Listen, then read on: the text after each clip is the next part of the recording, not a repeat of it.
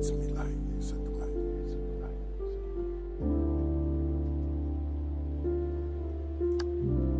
Okay. Diamond, the 33 vertebra, up the spinal curvature to the pineal merkaba that spins in my head and spread off the tongue and rhyme skills onto a vinyl circular. Became instant lords on liquid swords, the Bible determiner, the idol interpreter, the cycle of eartheners. I am Lord your God for worshipers, Merkaba. I ran out of room, I'm leaving the womb. I feel like I'm dying, I'm crying. Am I being pushed to my doom? I'm fading into life, draining from her waters, swimming, naming him Walter.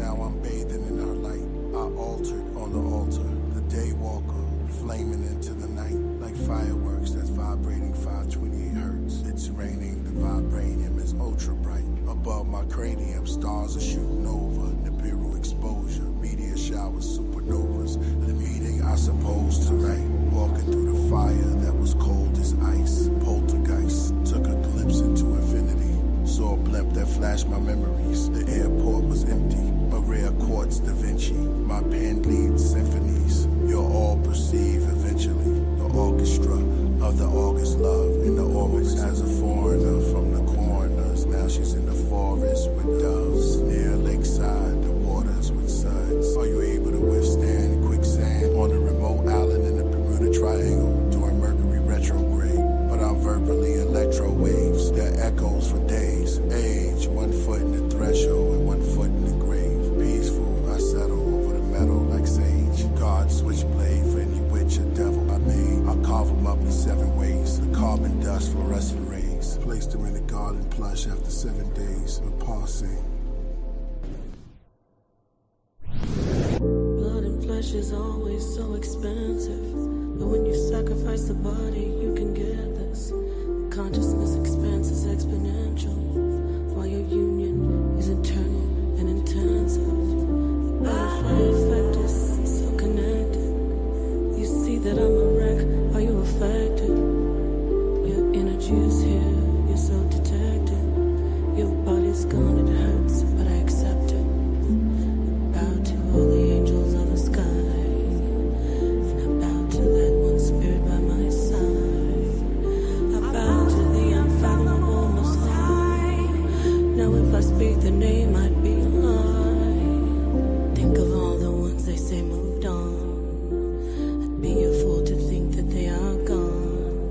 Should be a rule for us to say that they live on. Think it's rude for us to ignore them when they're gone. Thought I saw you in a shadow on the wall. Is that you? I see you standing down the hall. If I could turn back time, I would and make it stop.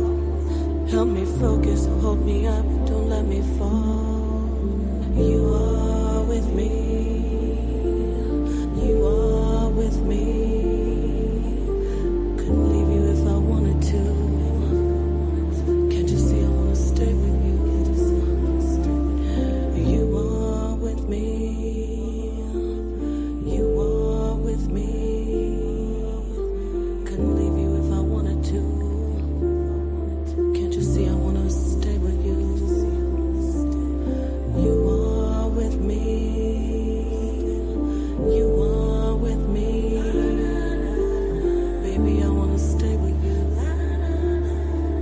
Baby, I wanna stay with you.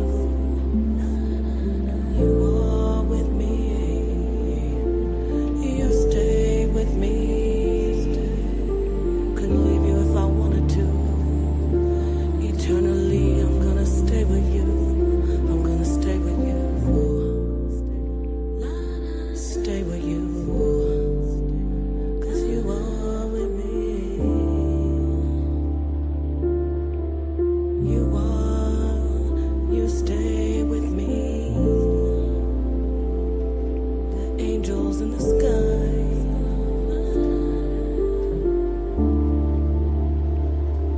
The angel by my side. You are with me.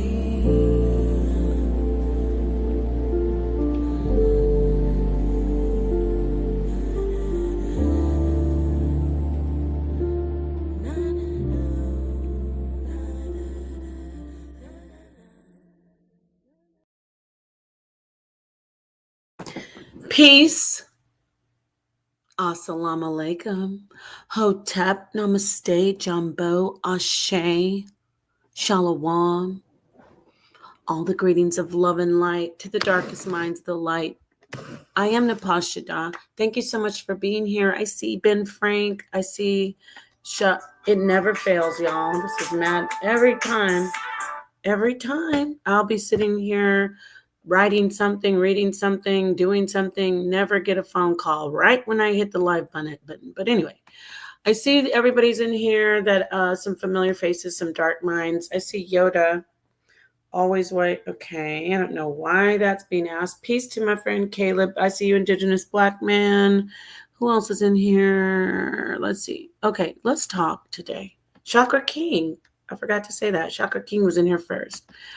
All right. Peace to everybody. Please hit the like button. Please subscribe. All the good stuff. Now, we're going to discuss something that I often discuss. If any of you are familiar with who I am or what I do, some of the stuff that I do is I am a professional transition doula. I'm a life cycle doula. That's what my specific title is.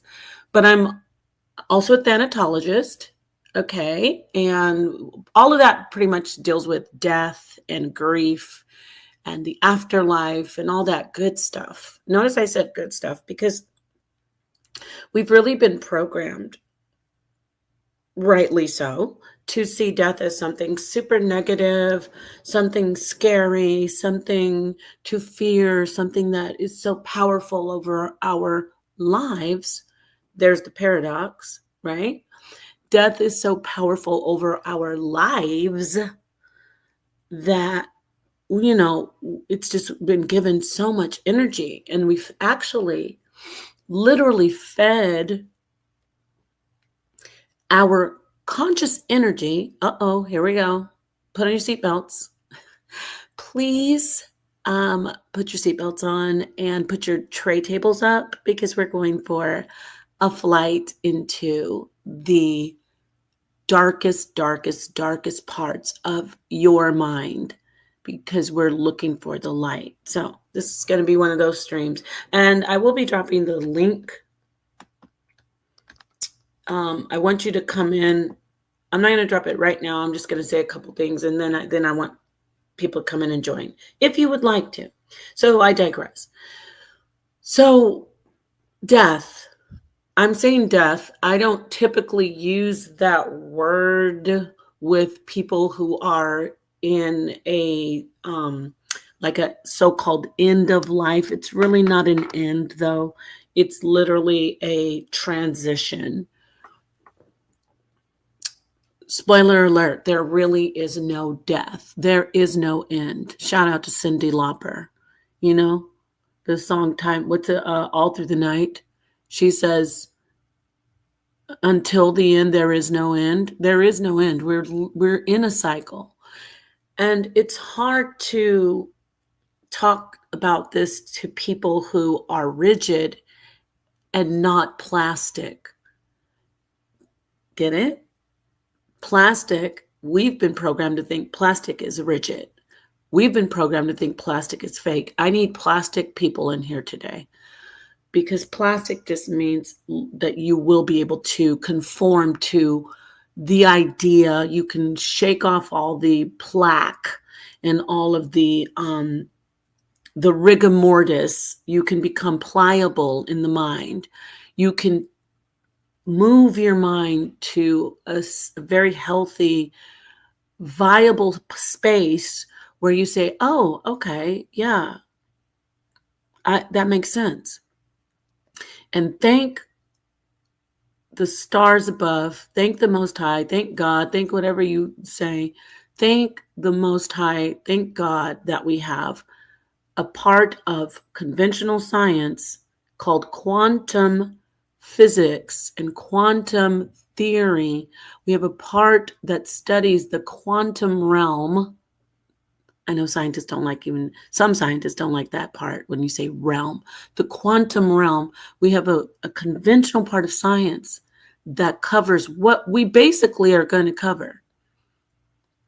Thankfully, because we can take that stick and beat up the piñatas of the people who call us pseudo and the people who think they're over here killing something. There is nothing to kill. You're strengthening us.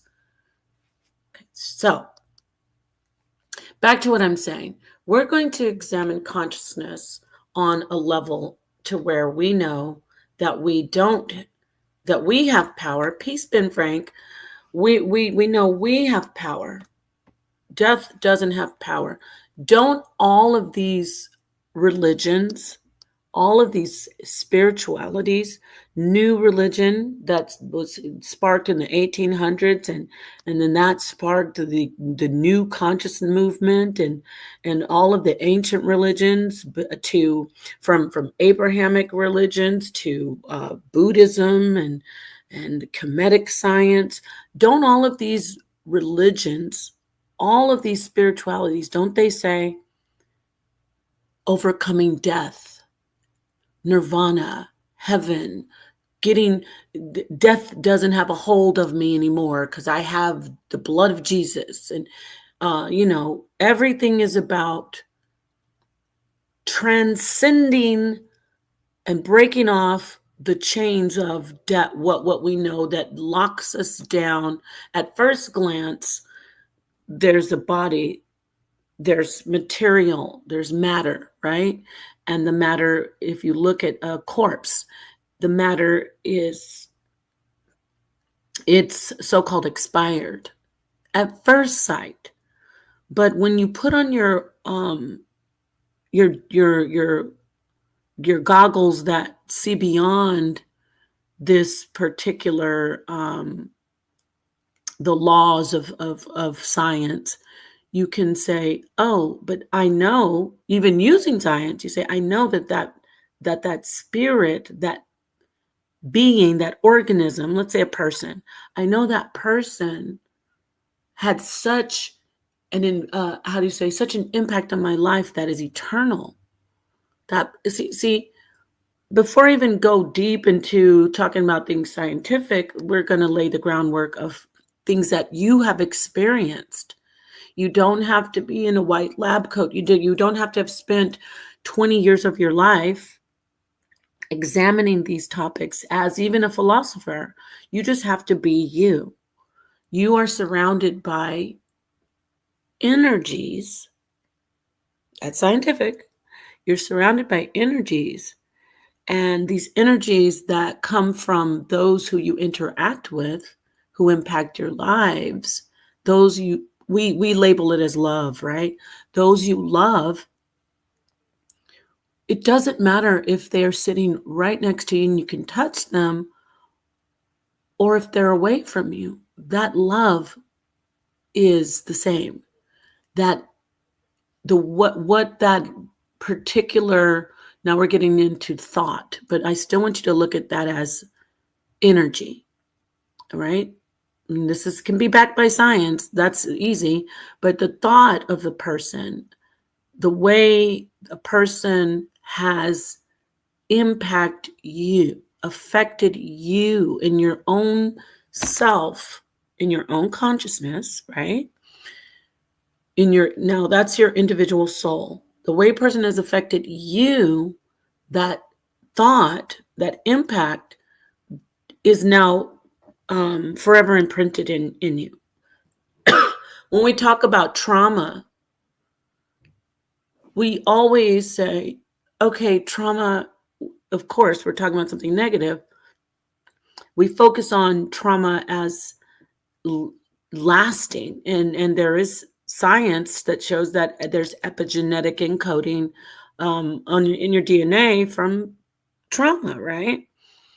That is a spiritual or a consciousness, an impact on consciousness, I should say, that has affected you, right? Trauma, as far as something negative, can also be, you can compare that to love, like and something that positively affects you. It lasts with you forever. So we're laying the groundwork again to talk about consciousness outside of the brain, and to also relate that to what we call is afterlife or life and death, right?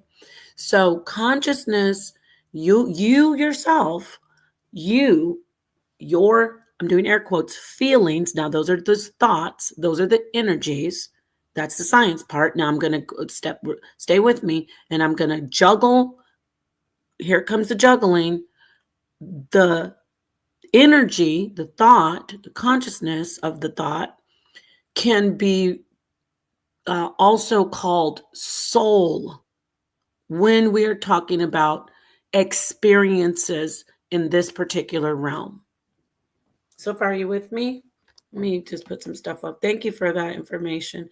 Thank you, Caleb, Ben, Frank, everybody. Stay with me, and I just want you, I need you to send right now, even for the few people who are here, we're going to do a type of experiment where you, as you listen to me, consciously put it into the front of your mind.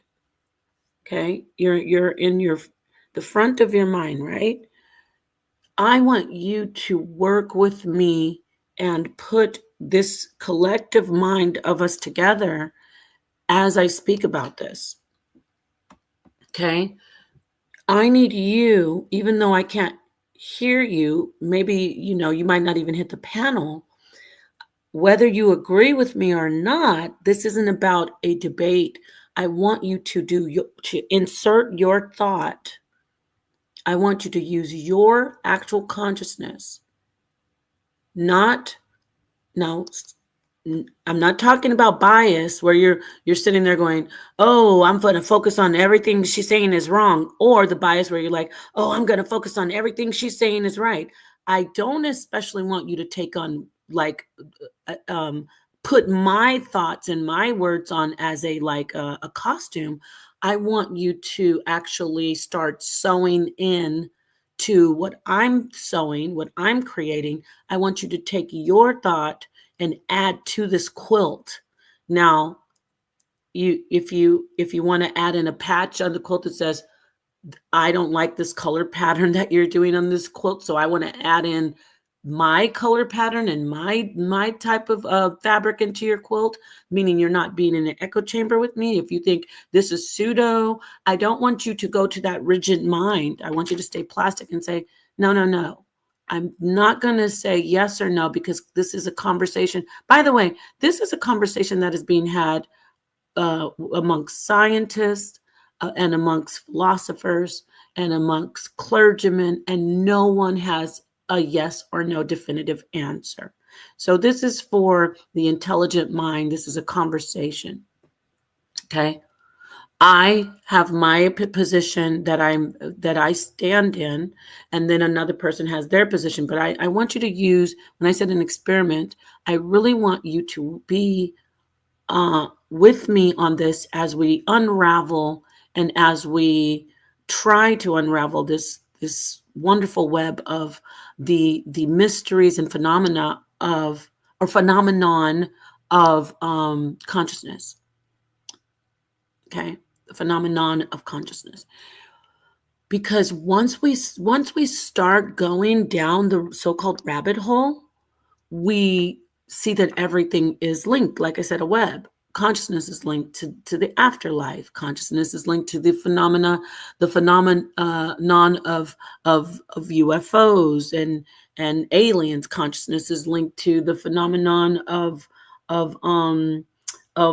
God and experiences like of euphoria and ecstasy.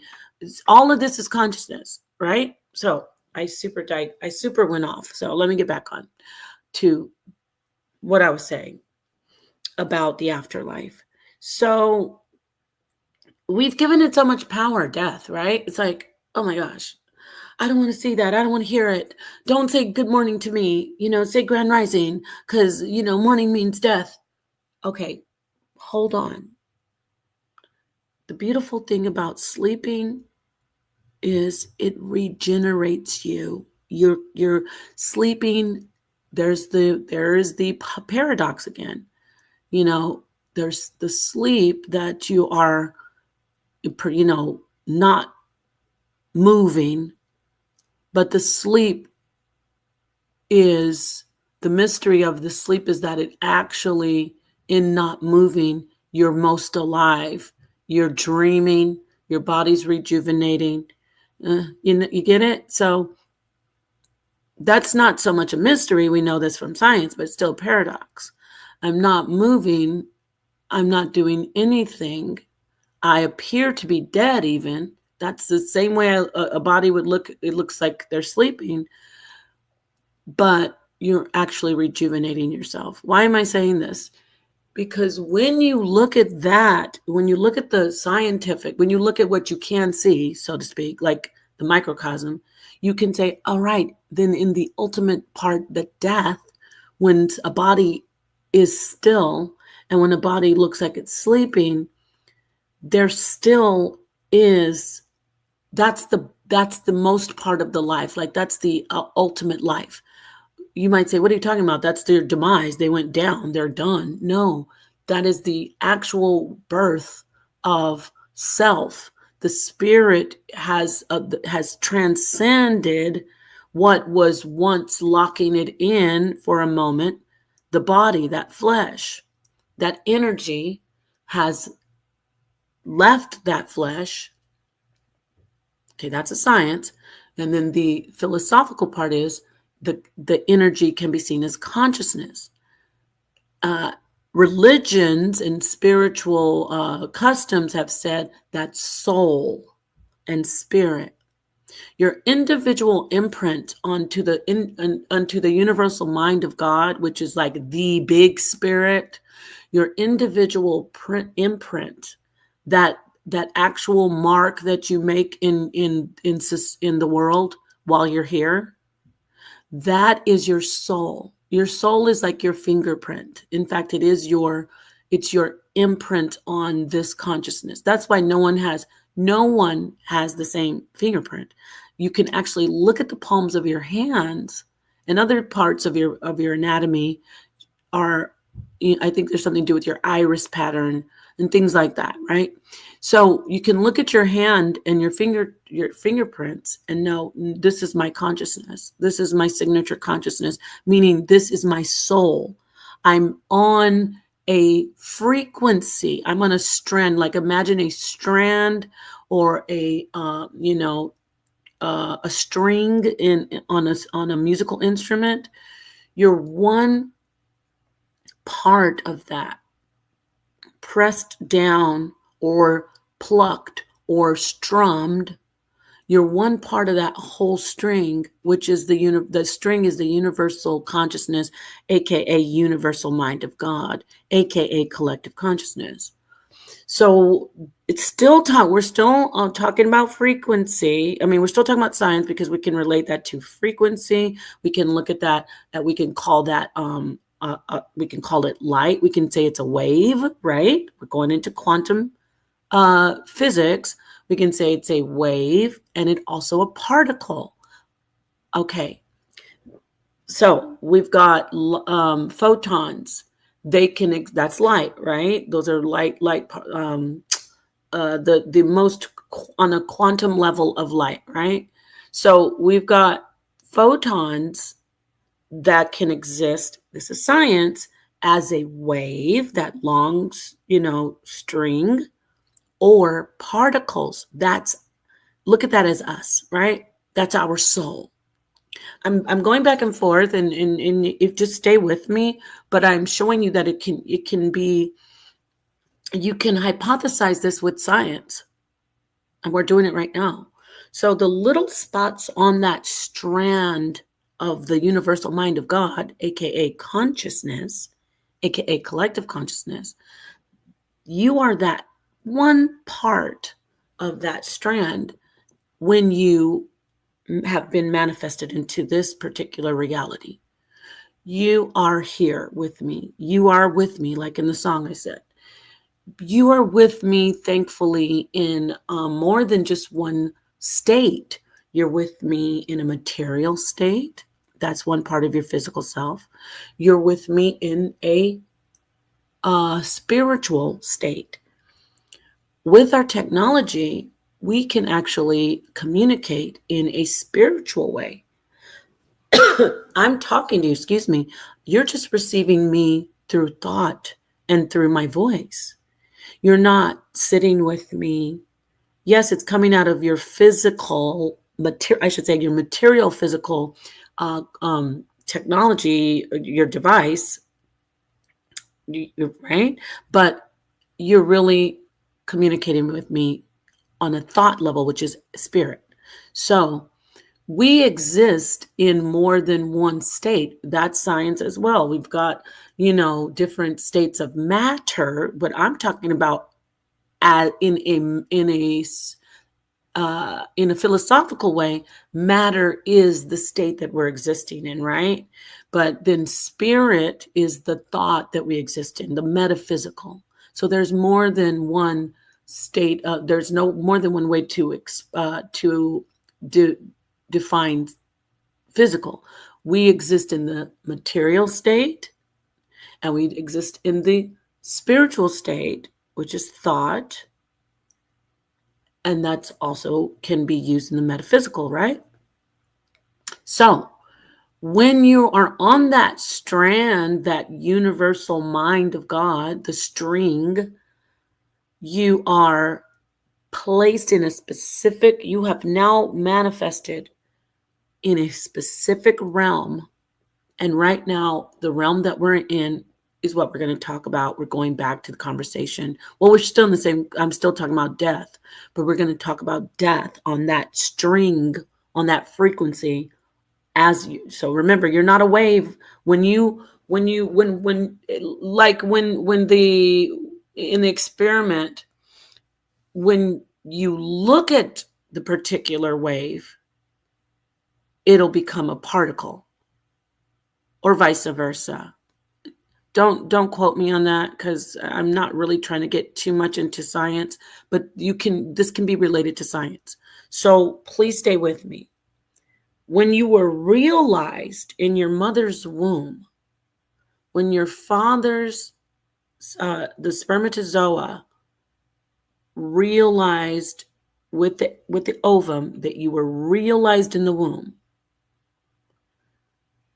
that is when your material flesh became a part of your entire existence. It's like an appendage to you. Were just stay with me. You're in the ether. You're a thought. You were a thought, even though you don't know it. Like your parents didn't say, "Okay, Ben Frank, I'm going to make you, and we're going to have you, and you're going to be everything you are." You were existing, though, whether it was subconsciously in their minds or not. You were existing, Caleb. You were existing, Ben Frank. You were existing the in the consciousness, in what not that's why I call it the universal mind of God. You were existing in the consciousness, the collective consciousness that's outside of you. That's why consciousness is not only in the brain. You were existing outside of consciousness. Before I formed you in the womb, I knew you. When the fertilization process took place, then you manifested with flesh. That flesh is only a part of what you actually are in the collective consciousness on the strand. You already are on the strand flowing as a wave. You're on one with the strand.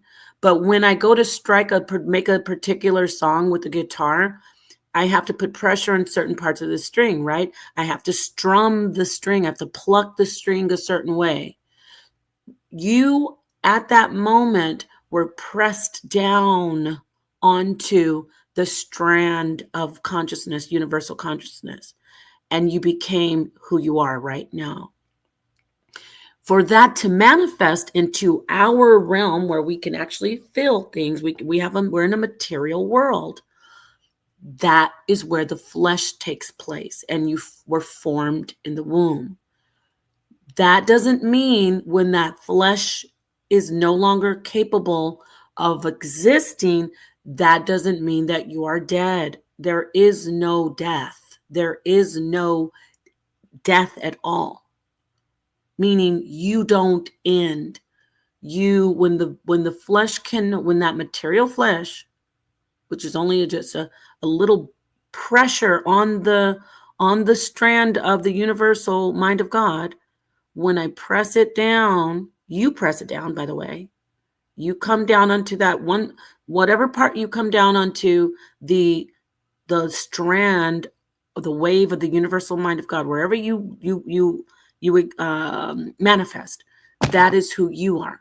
When the flesh that you manifested into so-called dies, you take pressure off of that part of the wave, off that string of the universal mind of God, off that conscious, that general collective consciousness. You lift off of that, and then you start to flow, so to speak, back into the strand of the universal mind of God. You haven't left. You just start to, like when you take pressure off the guitar string, it's just there, but it hasn't gone anywhere.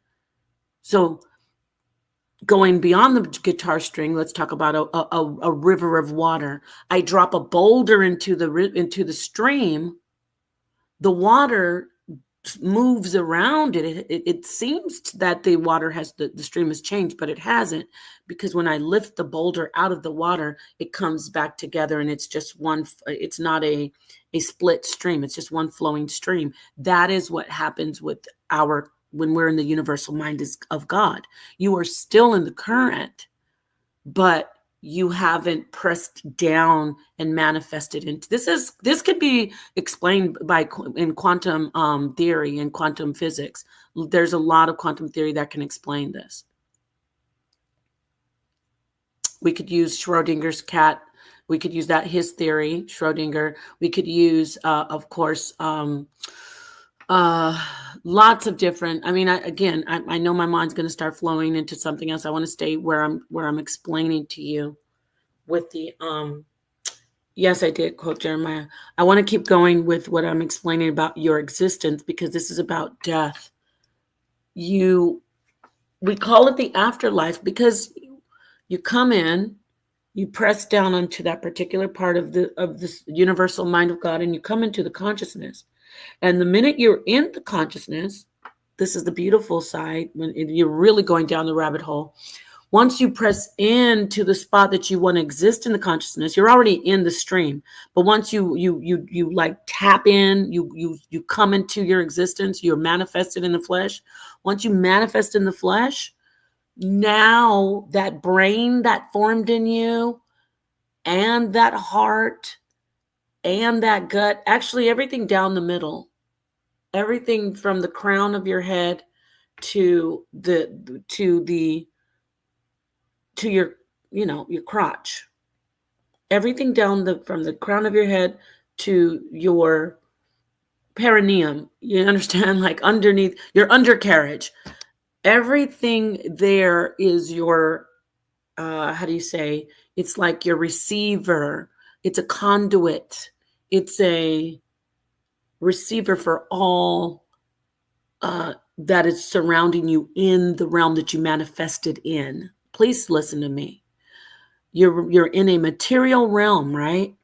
That's why your consciousness can be sensed from your brain all the way down to your sacral region, which also people say, as I said, sacral, basically down to where the sacrum of your whole, from the crown of your head to your crotch, that whole region down the center, especially, not perfectly specific in the center, but you get it from, if you touch the crown of your head and you go directly down your forehead. That's why we do, if you're spiritual and you know about tapping into your pineal gland or that region, you might draw a symbol on your forehead. People put symbols on their forehead, but you come down from the forehead, right? And then there you are with those two eyes.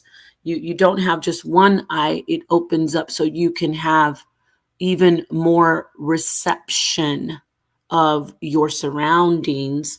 That is a part of your consciousness in the material realm. So what am I saying? You went from the before you were material, because we're talking about death, right? You were existing as energy in the universal mind of God.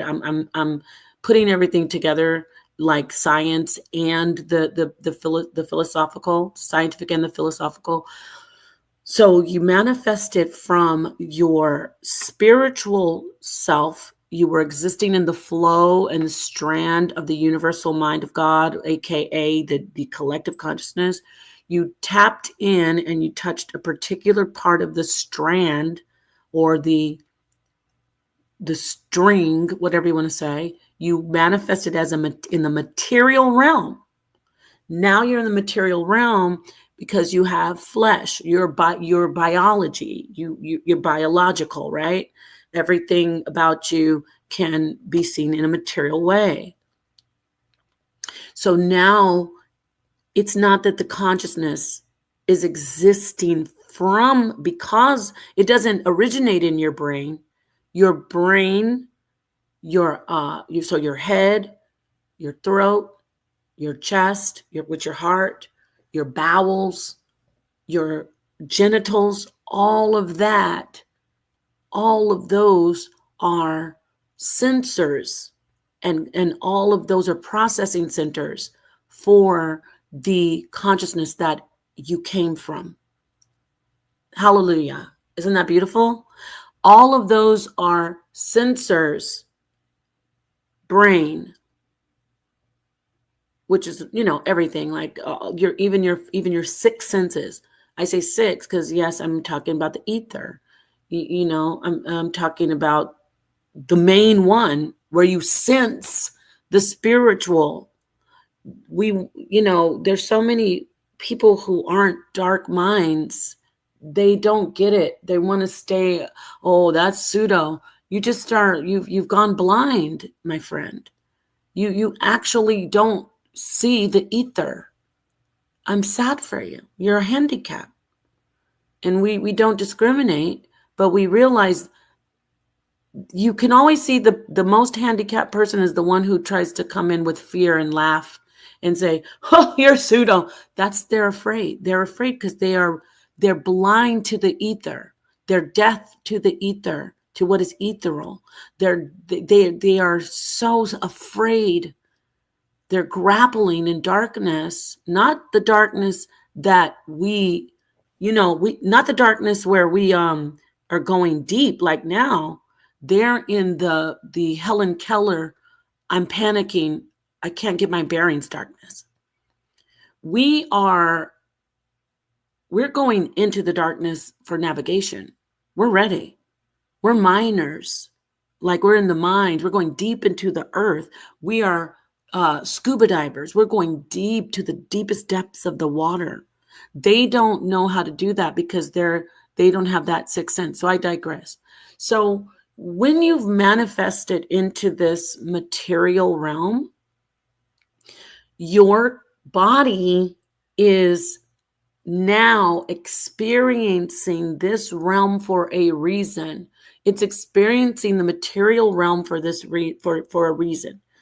You have to figure out and optimize your material self. You have to. I have to. We all do.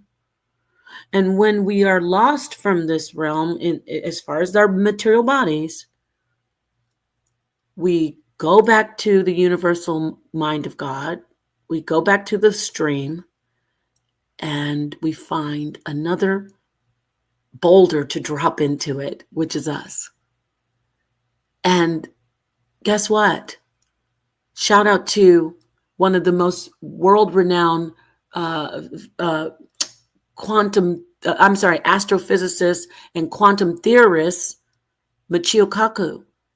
There are many strings.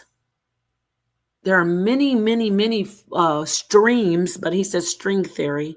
There's many different lines of of this particular thought. Like if you could wrap your mind around it, there's many lines. He says string theory. There's many strings on this instrument, which are the whole instrument is the universal mind of God. But you can drop down into this realm again. Okay? Peace to you, Ben Frank. Yes, I know. I know you know.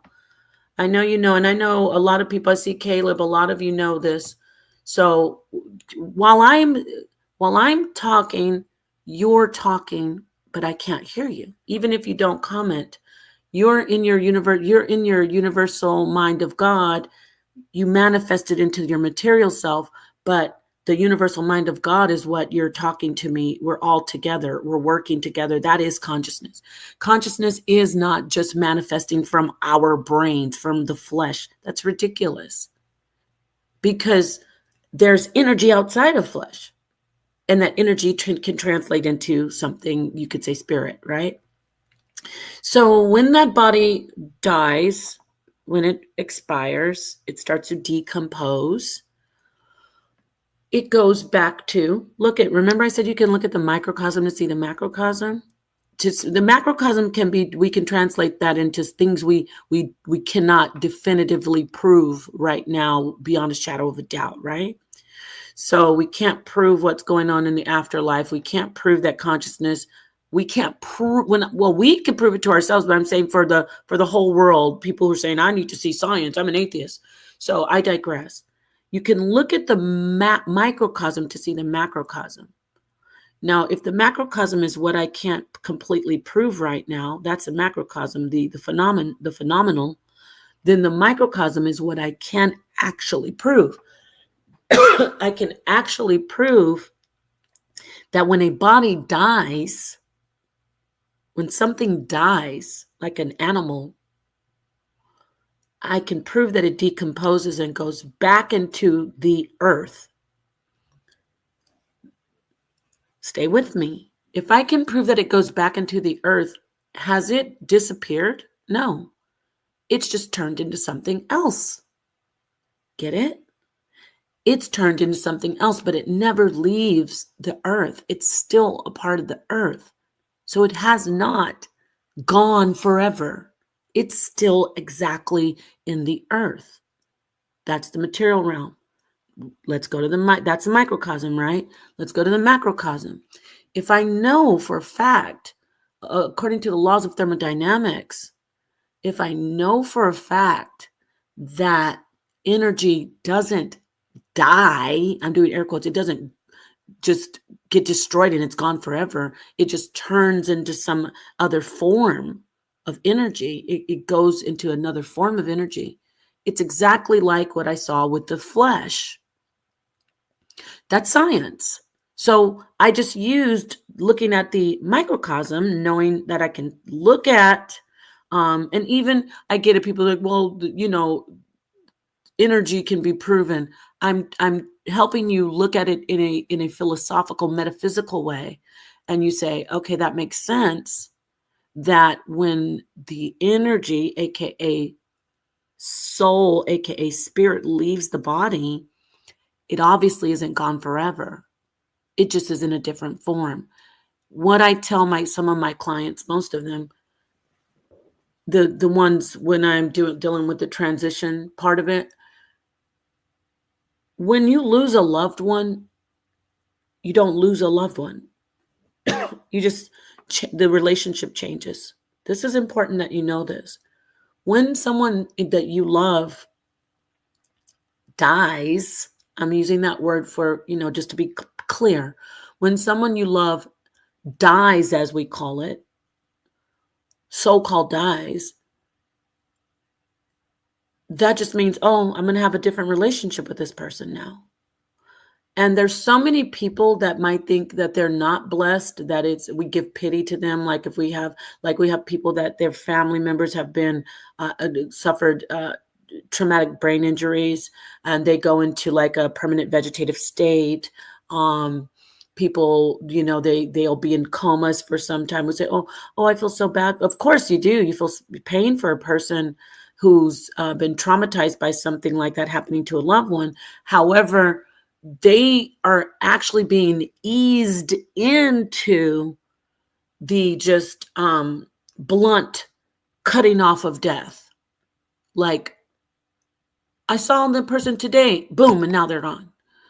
When you see people who are in who are transitioning slowly, it doesn't even have to be an injury, who are suffering some type of disease or incurable disease, and they are having a, you know, they're about to transition, they're about to die. The family is being eased into a new relationship.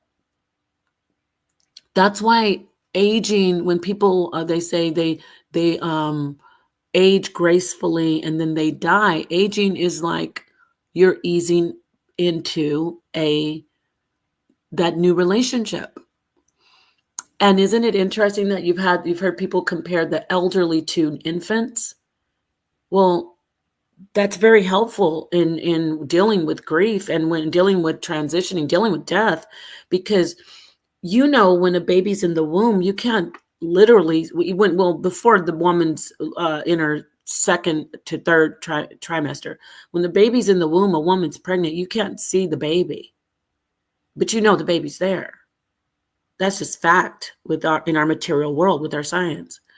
Well, in a transitioning, when the just like when the baby comes out, you have to carry the baby can't walk, you have to change the baby's diaper, you have to feed the baby. Well, in the cycle with the elderly becomes more feeble.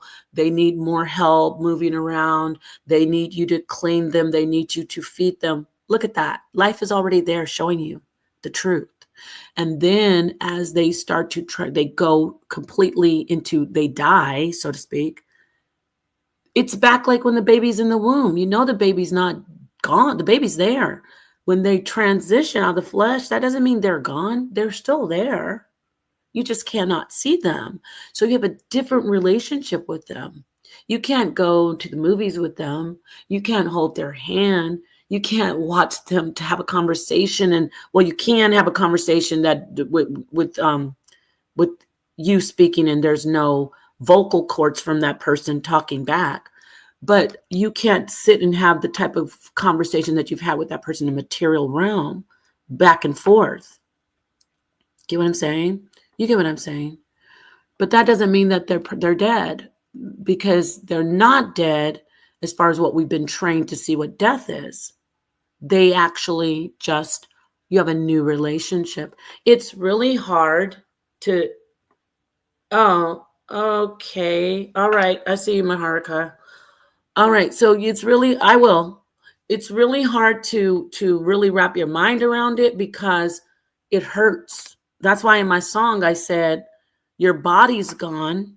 It hurts, but I accept it. You get it? It's like your body's gone. That hurts. That hurts. But it's supposed to hurt. But the hurt isn't supposed to destroy you. The hurt is supposed to make you sit back and say, I got to figure out why, if this person is dead, then why do I still feel this? If the person is gone, why am I still feeling the same way? The love is I'm getting emotional just saying it. I'm feeling like, the choked up. If the person is dead, why are you having so much pain and angst and grief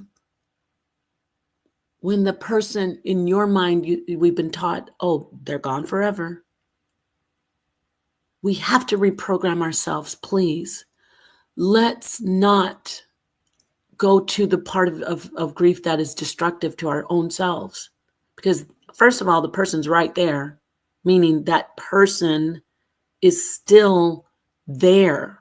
Oh, that's another part of it. So let's get back to what I was saying about you existing in the universal mind of God, meaning, you want to call it the Most High, Allah. You're in the universal mind of God, right? Before you touch down and manifest into this realm.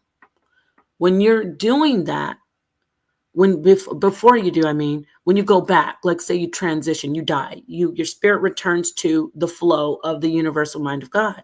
You're back in the spirit. They say spirit realm, but you're back into that flowing stream. You lift the boulder out, that is you. You're not pressed down on a specific part of the string on the instrument. You're back in the flow. You still have it's such a beautiful thing. You still are flowing in your ultimate self now. Not still, take the word still. You're back flowing in your ultimate power. You're meaning it's not a selfish you, though. Oh my gosh, this is going to be tough for a lot. I don't want to lose you. You're not you, but you are you. There's the paradox. There's the pun that makes it true. You're not you anymore when you return back to the universal mind of God, back to the collective consciousness, whatever you want to call it, back to the Most High, back to Allah, back to Nirvana. You're back in the flow. You're pure again, but you're not you anymore. You're not you, but you are you. That'll drive you crazy, right? It's like a dog chasing its tail. You're not you because you're now back into the universal mind of God, which is only the universal. There's only one mind of God in each string of the instrument, in every single hydrogen molecule in the water of that of that H2O, every single molecule of that water in that stream is still the stream itself, but we are the little parts of it. So when you get to the wave and the particle in quantum theory, in the wave we are the particles. When we are conscious, then we manifest into the consciousness. I know that sounds, see how you can say stuff like that and go, damn, that makes sense. But it's like a pun. It's like dual. It's got like these aspects of like it's like paradoxical, or it's like a pun. It's like a double entendre. That's how you know it's real. So when you are back into the universal mind of God, when you die and your energy goes back, you have the ability to manifest again into this realm or any other realm. And that's a different conversation. I'm talking about death here. When you manifest back, this gets in there. Now this is intricate detail. When you manifest back, please hear me. I know this is going to sound crazy. When you reincarnate, you might have been at one time a Chinese fisherman in the 1900s, and then you manifest back as a Mexican. No, I'm not going to say Mexican. A Russian doll maker in 2001. When you have done that, you have to understand that you are still the same person with that universal mind, that spirit, whatever you want to call it, that stream flowing. It's like threading through. It threads through the Chinese fisherman in the 1900s. It goes and it threads through that Russian doll maker in the year 2000. And then whatever you were back in the 1700s, you were a slave that was kidnapped from Africa and brought to the Americas. And then he thread through that. And then I go down here, you're a little tap dancing, I don't know, Caucasian kid in the you know what I'm saying? You just keep threading. You're a musician in Harlem during the the Renaissance 1920s. Now you're threading through all those different lifetimes. You're threading through, and you're still on that mind of God. That's why you say the Most High, you say God is everywhere, God is everything, God transcends every different time. You're moving through everything. We're all one. Now you might say, how can I be more than one person? Because you're not you. It's the universal mind of God. God is God, or the consciousness, if you want to say. If you have a problem with being church hurt over the word God, leave it alone. You are that one. You are that one consciousness that is everywhere at all times, because there's only one time anyway. There's no past and future. We're all existing in one time, and that's becoming fact also. Get the book, go research Julian Barber, look at some of his work. Okay, so I digress. So you get it? You're threading through. So what does that mean? So that means, let me use somebody. Nature has no color. Yes. So let me use you again. I'm using you, Ben Frank, because I see Caleb. And okay, so Ben Frank. So Ben Frank had a friend, and the friend got very old. It was an older friend and lived to 100 and transitioned, passed away, right? So Ben Frank's friend has not left Ben Frank while Ben Frank is still existing. All praises, thankfully, still existing in our material realm. Ben Frank is here with us, and that's one thing that he has obviously in common with us, that he exists in the material flesh, and his friend is no longer existing in the material flesh. His friend has moved back to that string, that on that instrument, that universal mind of God. Now, we've never left the universal mind of God as we touch down into this material realm, but I'm saying Ben Frank's friend has left the material body, gone back to the flow of the stream in the universal mind of God. Does that mean that now that person's gone? No, because remember that person, that Frank's friend is really the universal mind of God. It's not just that friend. That friend's energy still exists with Ben Frank. So imagine if you've got that, I'm going to use the water again. You've got a tube, like a hose. Now I'm using a hose. And the hose is over our heads. And Ben Frank takes a sharp object, and he reaches up and he pokes a hole in that hose. Now, remember, he's also flowing down from a part that's poked in the hose, but just stay with me. He's a part that drips down from a hole that's poked in the hose. He's there. He turns into whatever this being that can actually use a sharp object to poke a hole in the hose. His friend comes down. His friend is there next to him. When his friend goes back up into the hose, the flow of the water, Ben Frank still has that dripping part of his friend coming out of the hose. Does that make sense? I mean, it's kind of hard for me to describe it without drawing the picture. Like when you see people do, like they'll draw out like genealogy, and they'll do like draw out family trees, and you see like, okay, here's the dad, and then coming down from there. That's how you can look at the consciousness as well. I'm talking about the person's existence. So the person, when I say they go back into the universal mind of God, they never leave you, but they still go back into the universal mind of God. Because remember, their existence here isn't just flesh. When they touch down, or when they manifest into this realm, they're not just a bag of bones and skin and tissue. They're existing inside of that tissue as spirit, aka consciousness, universal mind of God. They're picking up the consciousness.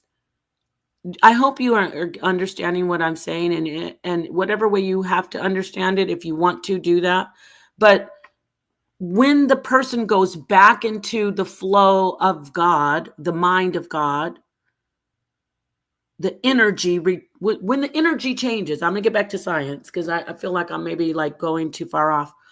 When energy leaves that particular material biology, that biological matter, when the energy leaves, it doesn't forever, it's not forever gone, right? We know this. that energy doesn't just have to be all the energies only in one space. It could be a lot. It's that now we're talking about entropy. It can be chaotic, so to speak, not chaotic in a negative way. It can continue to spread out. That's what happens when we talk about the Big Bang Theory. We started out like as this compact, low entropy existence, and then boom, everything flew everywhere. That's high entropy. Consciousness can be looked at as in that way. Your energy, you as an individual, when you leave that flesh, you are high entropy. Your energy goes back into the universal mind of God, which I know I'm giving you a visual of it being a flowing stream, but go beyond that. It's just like take it into like an infinite galaxy, or just a universal space, that just there's all these planets and stars everywhere. Whatever way you want to look at it, it's still there, but it gets harnessed by the material flesh in this realm. When the body dies, boom, that energy explodes out, right? And that energy can be with bin. It will. It's not gonna. Can be. It stays with us, but it also goes everywhere. It goes back into the universal mind of God, and it's now little bits everywhere. That's why we never know when we say, well, we're all connected. It's true. You don't know who you were unless you do some regression therapy and you look at a past life, and people call that evil, whatever, or you're just imagining. But I digress. Let me see here. Peace orgasm. Let me see what he says. Caleb says, the flowing stream visual you are giving actually helps me understand this a lot more. Thank you. I'm glad. All right. And let's see here. This makes complete sense, Queen. I do think a visual of this would enhance the understanding even more. Yeah, I know. I probably need to do that. All right. Okay. So yes, universal code. Yes. Bloodlines. Yes. That's when we get down to like, that's easy to understand. That's stuff that we can prove. And we're more than trying to prove this, I just am giving it to you so it'll help you. It'll help you in dealing with the death, because death isn't, it's small. It's you that aren't all these spiritualities, aren't all these religions telling you, and you will conquer death. One day death will be, we're in a dynamic consciousness. We are in a dynamic consciousness. We are changing. Boom, boom. I understand it. Oh, it's exponential growth. Conscious. That's what I say in my song. Consciousness expanse is exponential. And that song came to me like a download. I just was writing it. I listened to the original song that you heard with Killer Priest, and then I was like, okay, this is what I'm downloading. I just sat down and started writing it. I was like, blood and flesh is always so expensive. Because also I do use the expensive tissue hypothesis often in a lot of my conversations. That's science. Scientists put together about our evolution. Our last common ancestor. We talk about the evolution of our consciousness, and the theory that was a play on words. When I said blood and flesh is always so expensive, I was using the expensive tissue hypothesis about the growth and the growth of our intelligence from what we actually put in our physical biological bodies, like what we eat. Remember I said from the crown of your head to your crotch, your sacral region, is where our consciousness is, where we receive our consciousness and we cultivate it as well. I forgot to say that part. So not only is it like an antenna or like a conduit, we a sieve, something we process outside consciousness, outside the universal, everything outside of us, basically. Not only do we do that, I forgot, I just had a weird thought. Not only do we use that for receiving we cultivate new consciousness. You're saying, wait a minute, then atheists are right. We do create God in this realm. Remember, stick with the Bible. Since people that are out there believe in the Bible, you can stick with the Bible and this will still work. And you can stick with science and this still works, believe it or not. And you can stick with all the ancient writings. You are God in this realm. So you can do whatever God does. Remember that stream, all those strings on the instrument you came from? You get to do that in this realm. So you get to create consciousness in this realm. You get to think. You get to have intelligence. We created AI. We created something. We said, look, God, I'm doing what you did. Like, how kids like, look, mommy, I'm also doing what you did. Look, daddy, I also do what you do. When they see their children, they do like, good job. We're telling the universal mind of God, oh, we're God's too.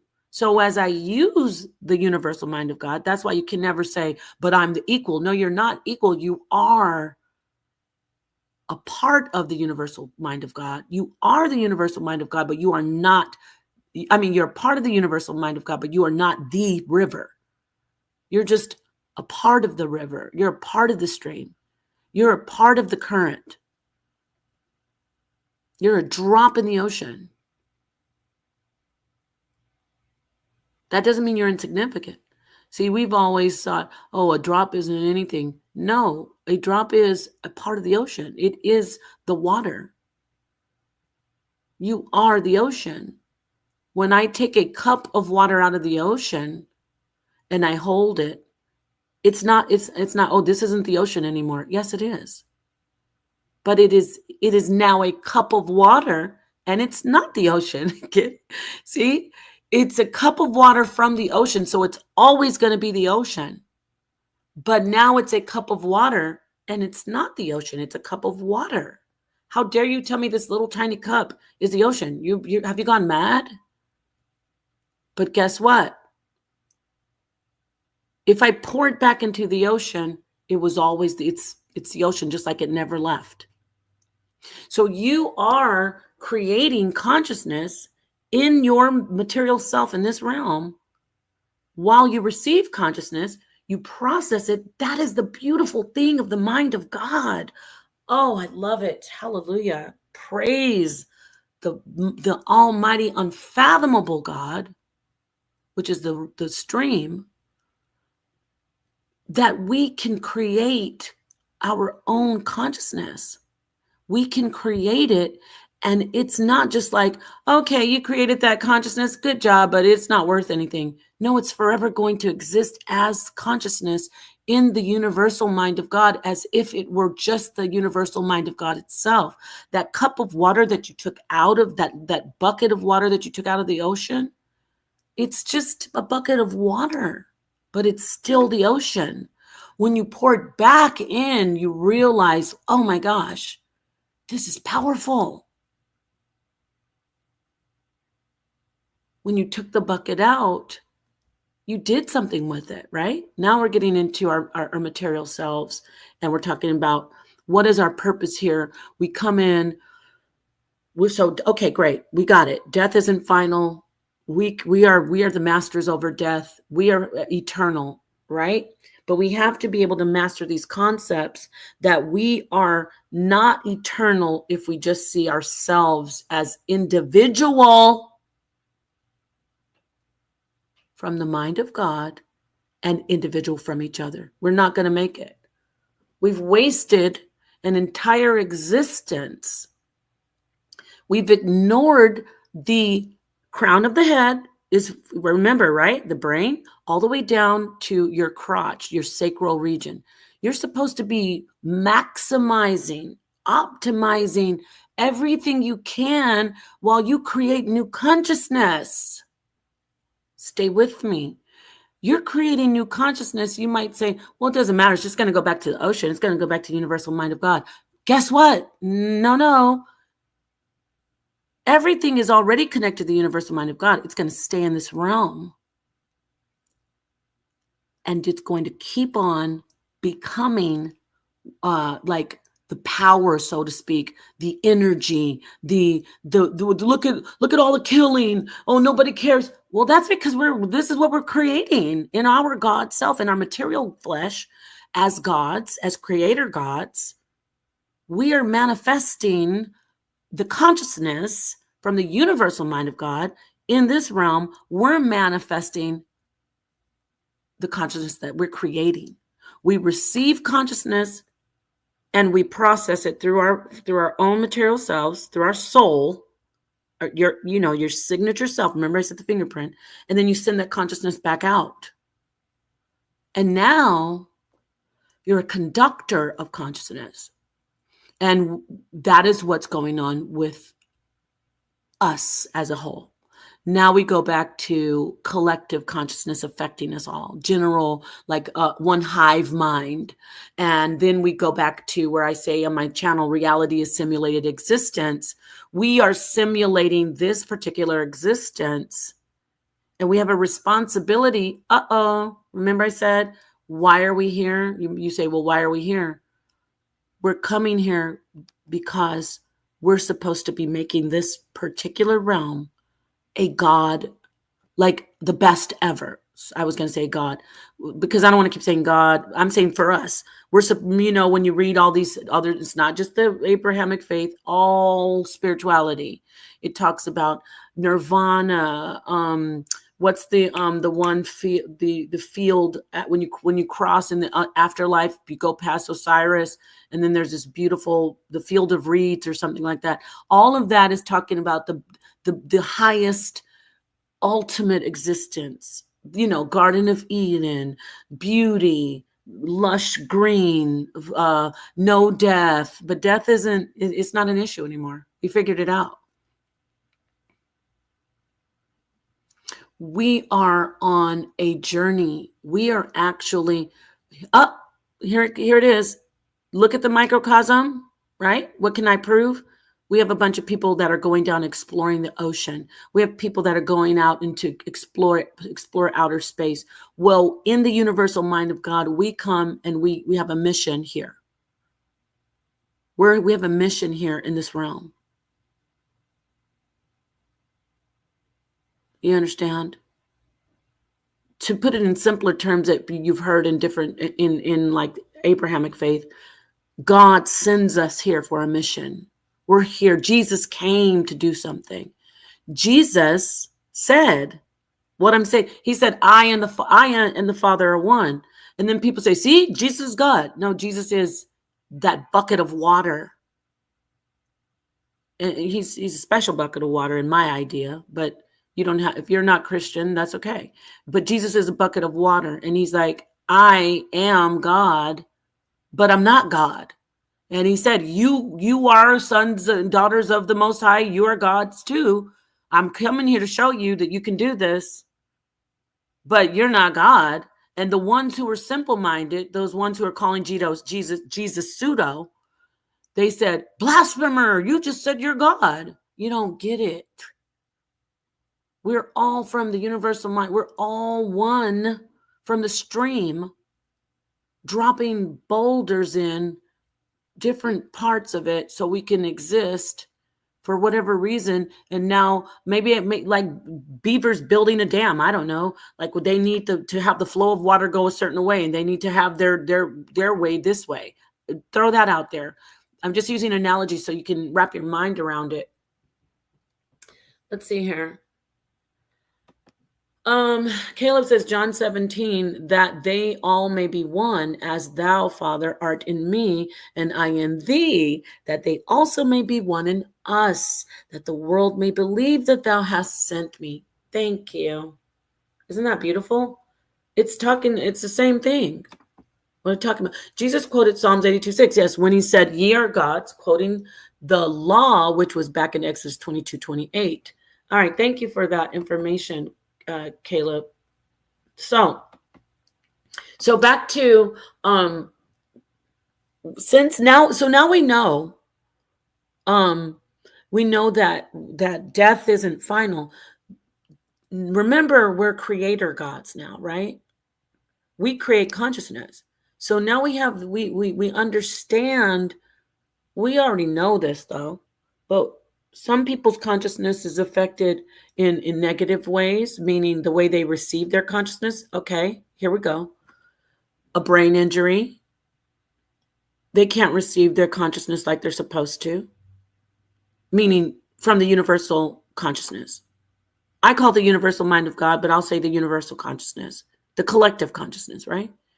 Or some people might be doing drugs, messing with that part of the mind and the body. I mean, the heart and the belly.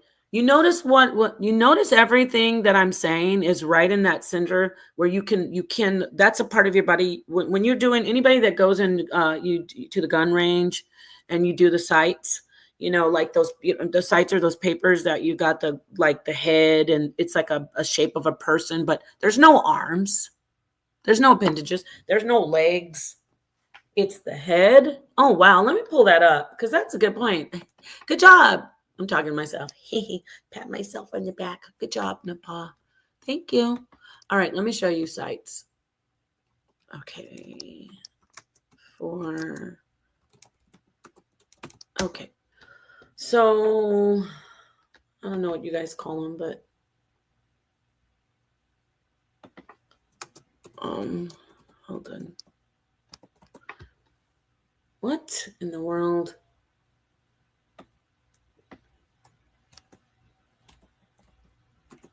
Hold on, guys. Please hit the like button. Okay. What the heck? It's a Target, but I don't know why they're not calling it. Maybe I just call it. Maybe the people I'm around, we call them sites, but I'm Googling it. Okay, Target. Fine, whatever. Okay, I want to show you this. Okay, look at this. See how you can find spiritual things and like deep when your consciousness is when you go deeper and deeper into the dark, your eyes open more. You see how even this is spiritual? Who would have thought going to the gun range and you're looking at this and you're shooting at this target and you say, wow, that's actually spiritual.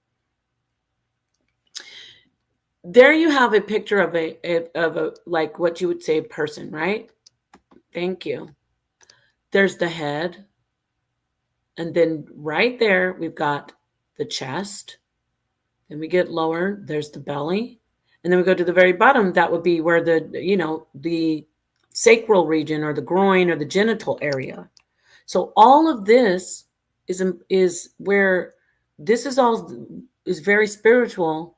It's tied. And if you look at any spiritual writing, including the Bible, I guarantee, I'll bet money if you want, that I can prove to anyone that all of this part of the body is what is related. All of these this area of the body, this region of the body is related to something that connects with God or something that connects with sin, the transgression of what God wants. What am I talking about? So it can be your holiest, most divine, sacred self.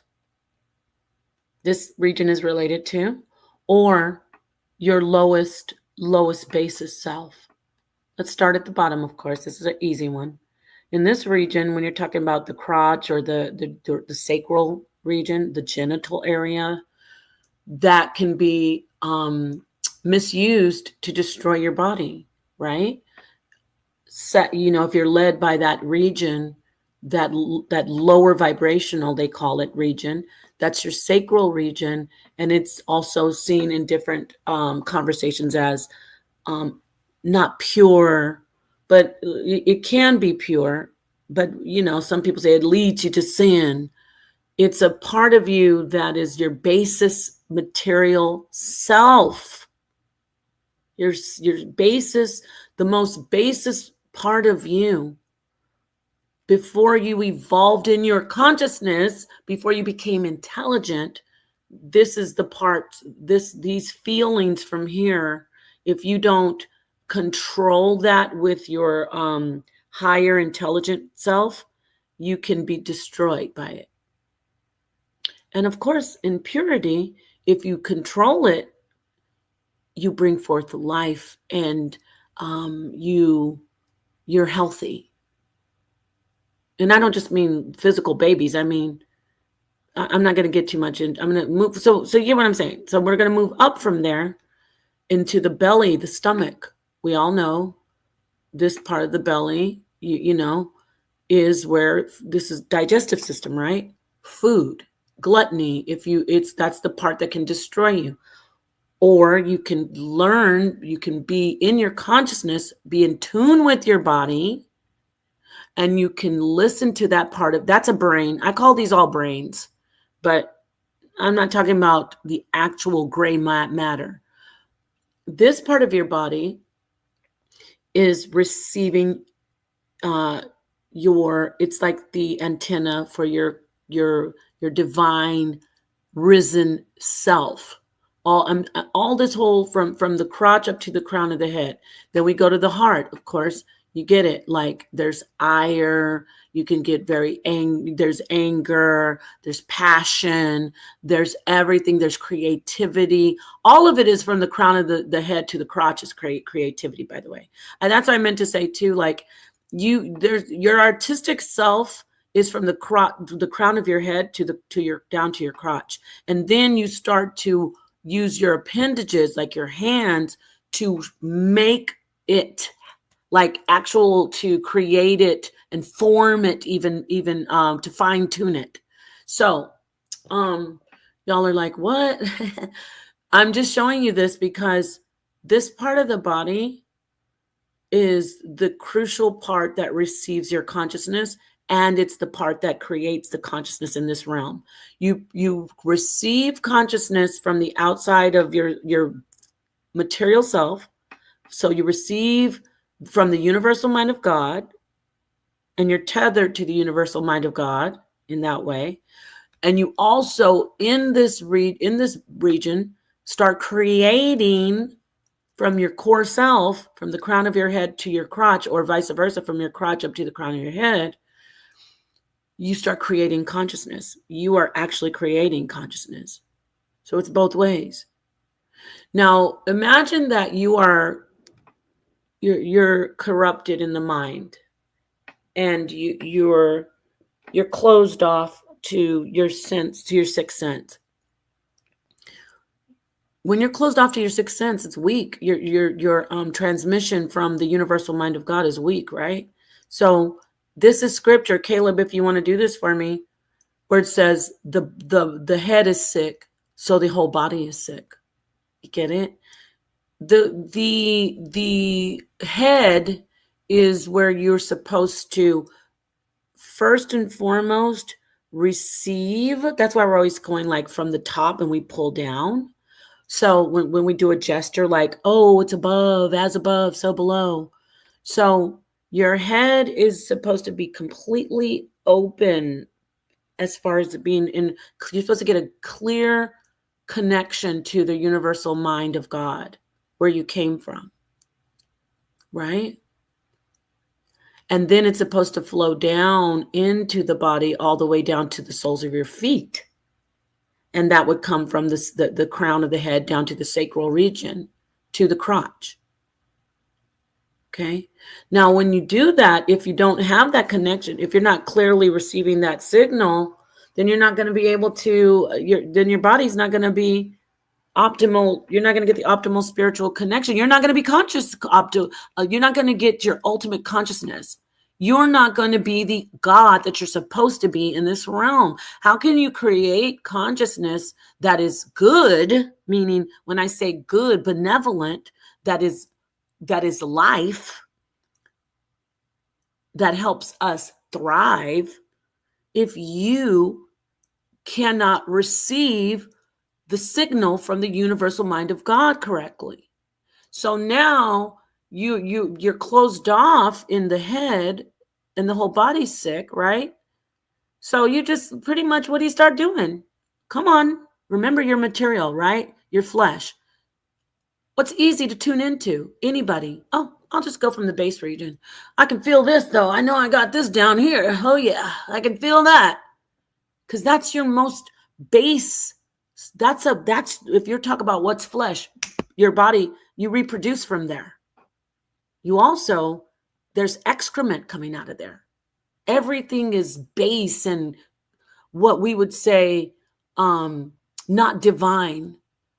It's, I don't want to make it like it's evil, but it's a base level. Get what I'm saying? You're not in your purest self when you start, oh, I'm not connected, I'm not getting that universal consciousness, or whatever reason, maybe child abuse, maybe some type of trauma, maybe brain injury, we don't know. But so then you go, I know I can feel, I'll feel from the bottom.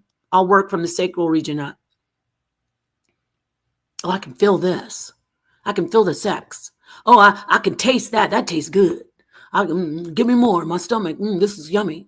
Everything from that lower region, right?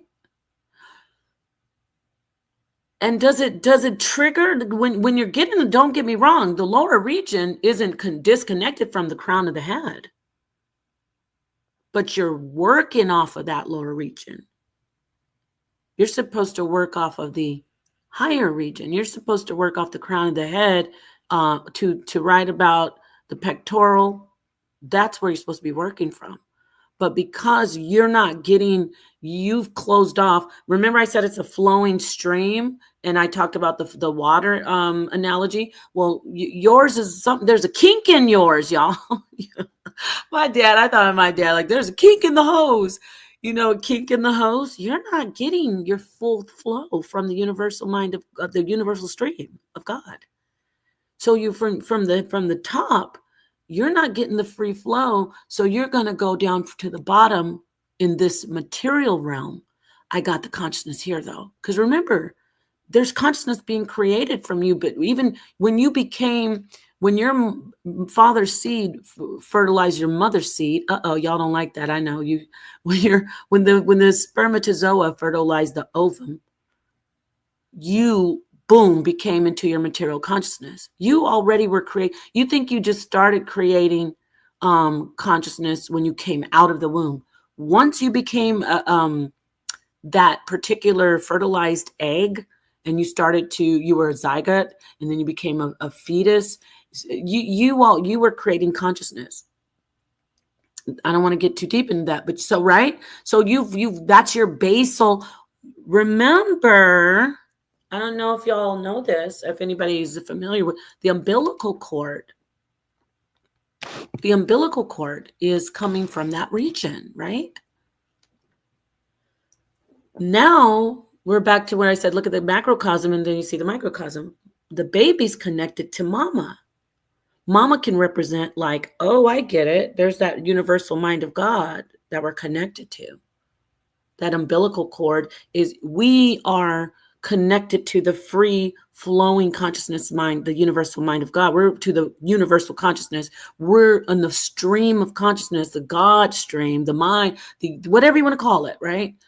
Our umbilical cords are what I said, how there's a hose and the drip come down. So I digress, but so you've already been creating, your God consciousness has been working from the moment you're in the womb.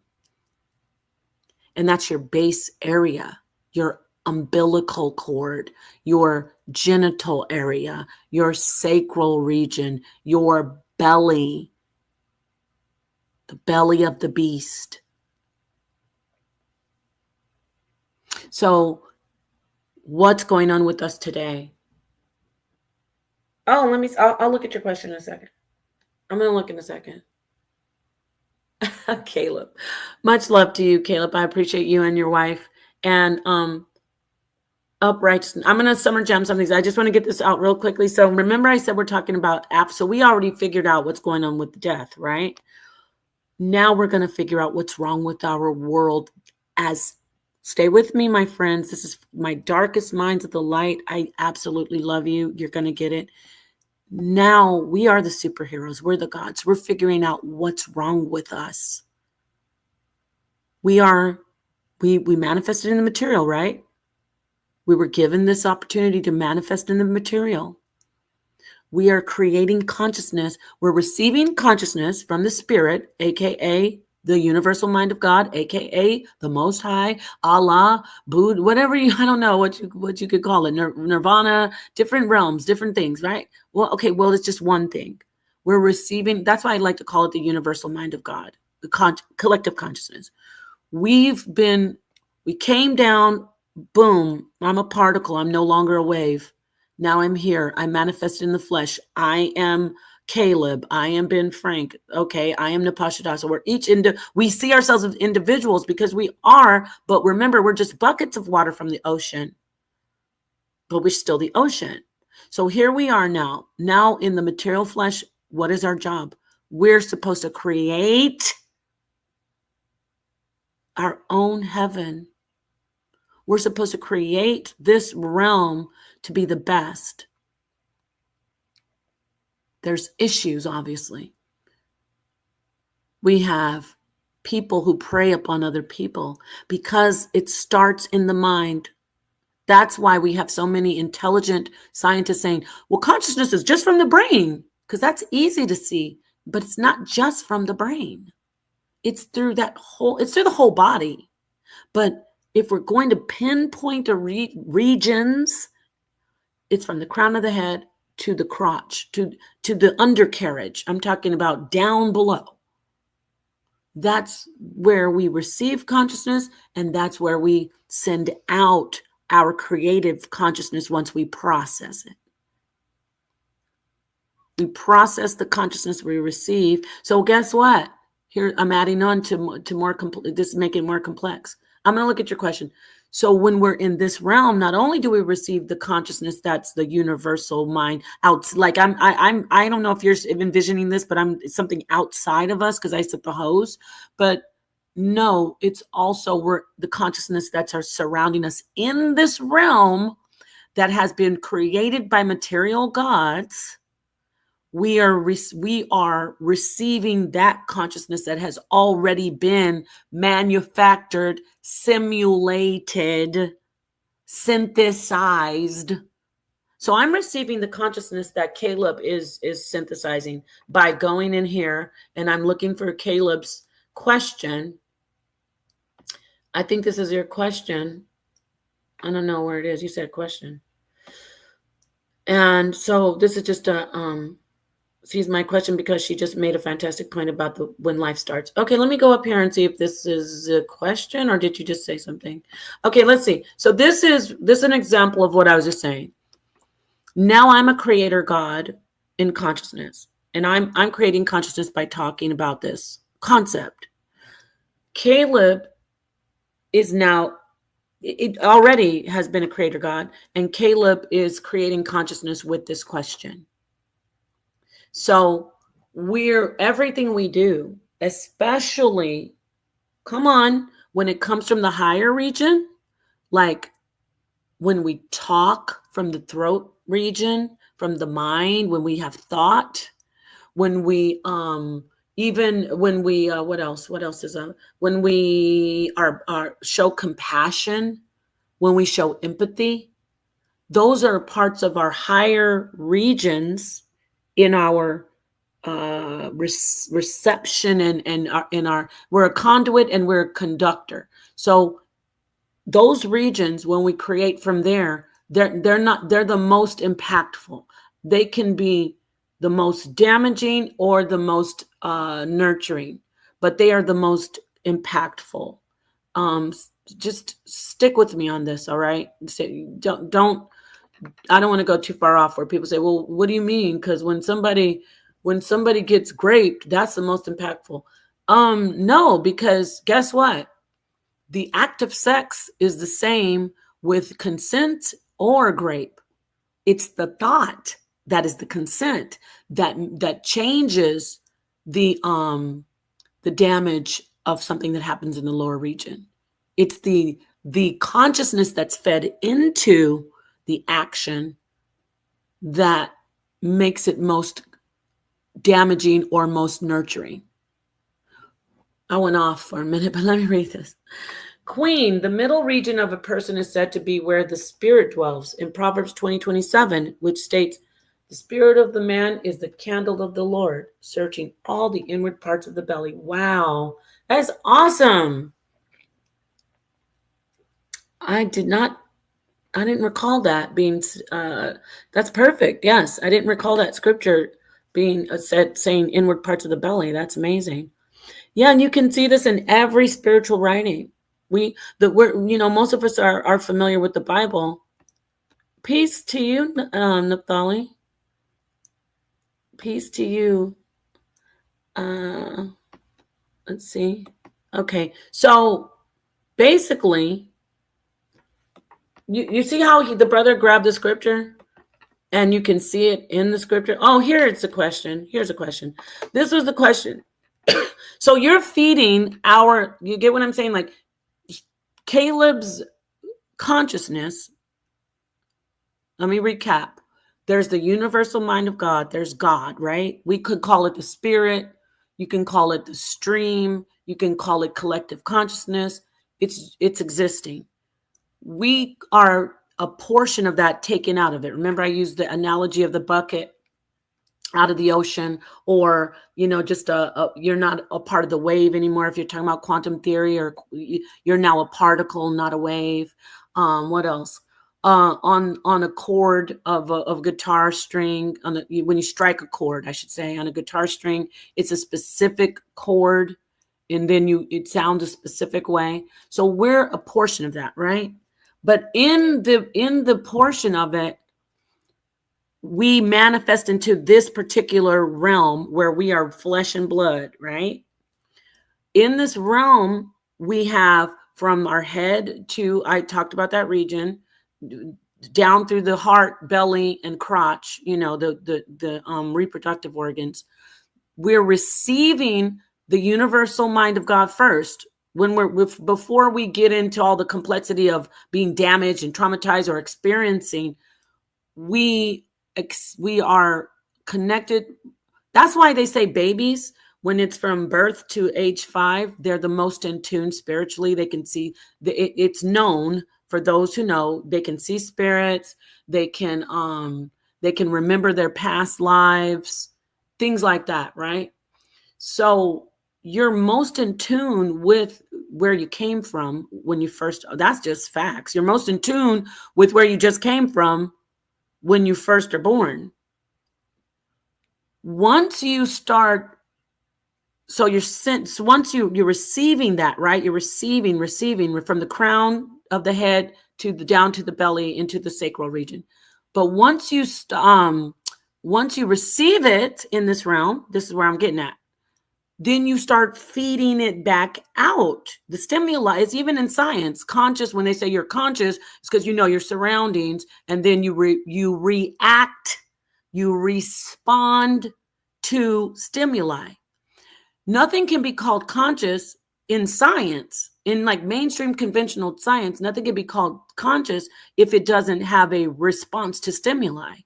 So now you are feeding out of your self, right? You're feeding consciousness out. And that's where it starts to get where you're saying, okay, are you feeding good out? Are you feeding out malevolent? Are you feeding out benevolent? That's why I said, when anything we do, when he makes this statement or this question, he's feeding out from his consciousness. His spirit, or you want to say soul, his soul is feeding out into where we all exist together. So if he was saying something mean to me, I'm going to get to something to simplify it. He's feeding out hatred. And whether we like it or not, we say, well, I don't care. It doesn't affect. Of course it affects me. I'm done with all that. We can train ourselves to ignore it, because it could kill you if you're not. Believe me, I'm living proof. It will, not just me, anybody. Stress kills. And if someone continues to, that's what I think happened to Kevin Samuels. If you continue to get beat down and people, you keep on noticing that it will, if you're not strong enough in your consciousness, if you're not connected enough to where your source, hello, hallelujah. If you're not connected to your source, the universal mind of God, if you've let all these things cloud or start to cinch off that flow at the crown of your head, then you're basically working on the lower parts, and pretty soon you're going to succumb to your element, that outside consciousness that could be malevolent, that is killing, all the bad stuff. So we are creating, we're gods. We create what's going on in this realm, but we also receive what's going on in this realm, and everything is connected to the universal mind of God. Now, let me read this. This was the question, Queen. Sorry. Since consciousness starts, like you said, prior to even being born, in the universal mind of God, should individuals have their zodiac based off of when they are first formed in the womb? That's what it is. It is supposed. That's how it actually works. Let me see what Lumpthali said. She says, I heard what took Kemet down was drinking Red Bulls. Oh, yes, yes, sister. Yes, Naphtali. That is technically, they said it was a stress of the heart. But think about that. Let me use this idea. I know somebody who drinks Red Bulls all the time. Perfectly fine, right? The people that smoke all their lives and they say nothing happened to me. I ate bacon all my life, and that's because stress is the number one thing that will kill you if you're eating or drinking things that are toxic. If you're drinking them, I heard that too. I mean, I saw Kevin drinking Red Bulls on the internet, Naphtali. I don't know. I wasn't with that man all his life. He might have cracked open a Red Bull just when he went live. How can we know? But what I do know is I know he passed away from heart failure, and that is a big deal amongst our people. And it's not just about our diet. The first thing people say, well, maybe it's because Black people, they eat all that. No, it's still being researched of, I know why we have a higher risk of hypertension and a higher risk of heart disease and a higher risk of stroke. It's because we have been genetically continually passing down that trauma from slavery ever since the moment centuries ago, millennia ago, right? When we were kidnapped, that encoded into our actual flesh. Oh, wow. That's what we were just talking about, right? Weren't we just talking about, or I was saying to everybody, our flesh is not just a conduit of the consciousness. It also it's not just a conductor, it's a conduit, and vice versa. So we were fed the trauma and it stayed with us. It continues to stay in our flesh. It literally stays in our DNA. That's our consciousness. But it's not just our consciousness. When Ben Frank said bloodlines, it's being passed down to us. That's another string. Okay. Remember I talked about microcosms? Microcosms don't just have to be seen as tiny things. I'm talking about something we can see and prove. DNA is passed down. That's another string, the strand of DNA. It's passed down. Look at this, family. Remember I talked about the universal mind of God as a strand and many strings? And I said, we become creator gods, God, the most high or universal mind of God or consciousness, whatever you want to say. We are given granted the ability and the power to create and be creator gods. Now we've got our own strand that we create on, and that is our DNA. And we encode in our DNA. See how science will prove God or the existence of a spirit realm if you look at it that way. And if you look closely. So anyway, yeah, I think that, I don't think, I'm sure something contributed, like Red Bull, maybe Red Bull and red meat. But I'm just speculating, but I know stress is the number one killer. Thanks for bringing that up. Yes, much respect back to you, Ben Frank. Let's see. Caleb said, oh, I got to look back and see what he asked, Orgasm. Oh, did I even answer your question? Oh, dang. Oh, I think I did. I, I think I did. Oh, about the zodiac. Yeah. The zodiac is real. People that are part of the Abrahamic faith, they've been programmed to say, "Oh, that's evil." No, however the universe and in the celestial, the galaxies, however the stars are aligned, right? When you received the universal mind of God into the flesh, whenever you manifest it, makes a difference in how your consciousness is. It makes a difference. It depends on that as well. So if you're created at a specific moment when the planets are aligned a certain way and the stars are doing whatever they're doing, that energy or that spirit that enters that flesh at that moment is your zodiac. That's, you're going to be able to read charts and see that's your zodiac. So yeah, it Queen, oh, let me see what the brother says. Queen of Thali and Queen of Pa in doing a lesson together would be amazing. Y'all are both heavyweights in the academic sense, of course. All right, thank you. I'm sure she appreciates that as well.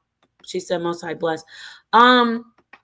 Yes, my sister has a little bit of a different teaching style, but definitely, I like sitting down with Naphtali for the most part, even when when it's really a heated discussion and we're on both different sides.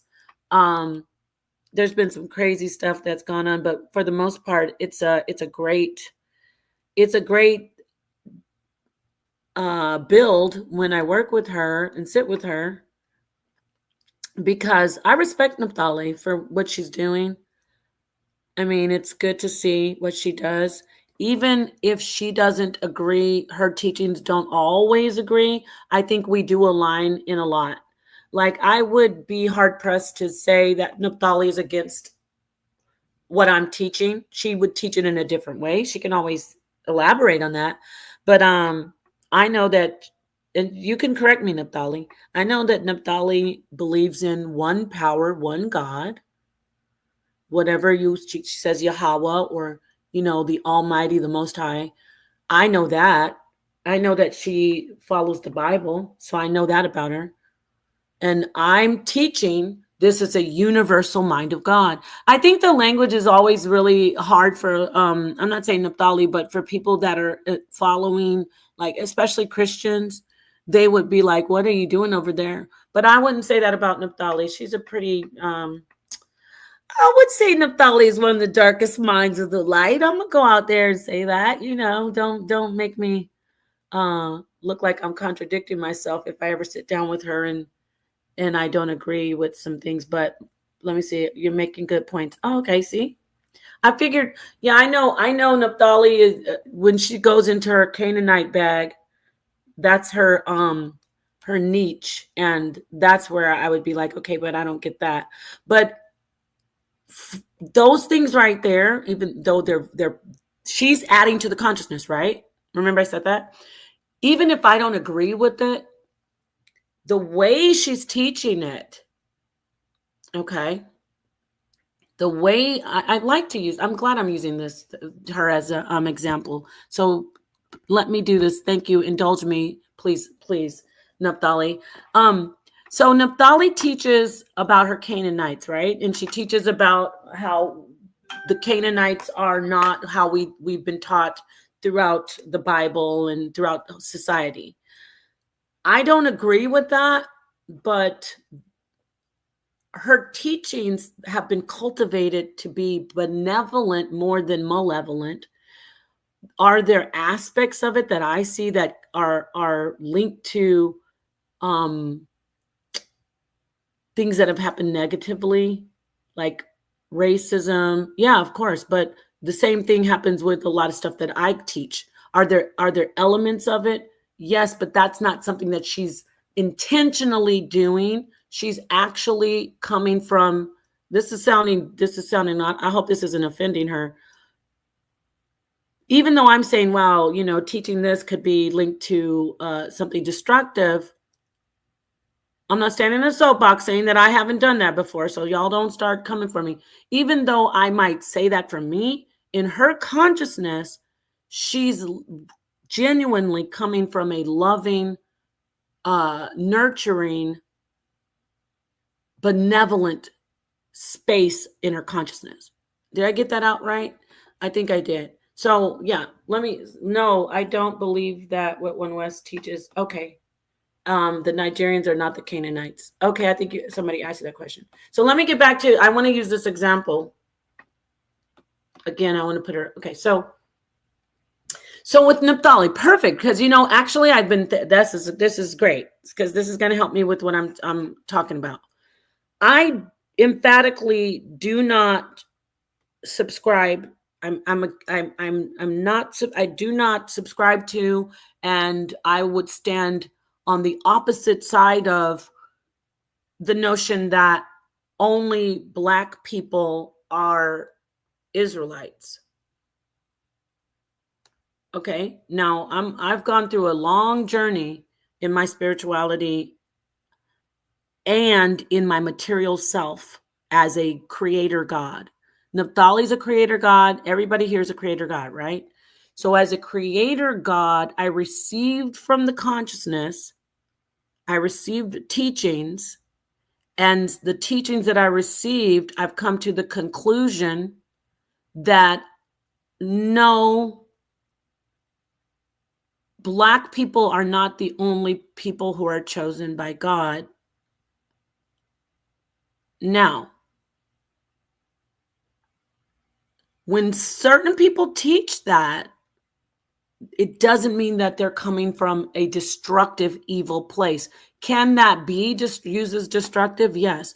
My point that I'm making, do you get what I'm saying? It comes from a place in you. If it comes from you working in a destructive way, it will be destructive.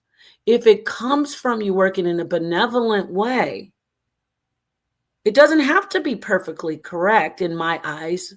I'm coming to that conclusion. It is, who is the God creating it?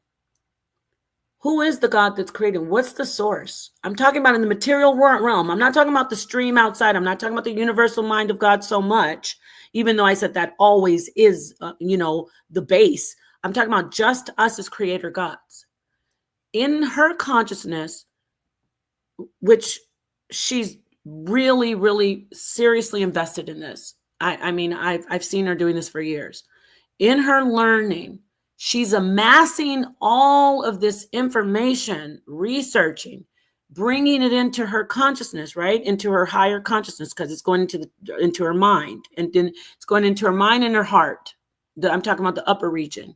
So she's amassing it, but she's already in a space where she's a creator God in a benevolent space.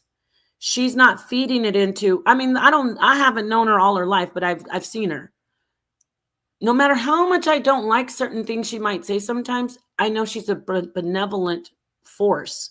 She is AKA good person. That's why Jesus is like, nobody's good besides, it's only this universal mind of God. But she's working from a benevolent space. Now, let me look at some of these comments.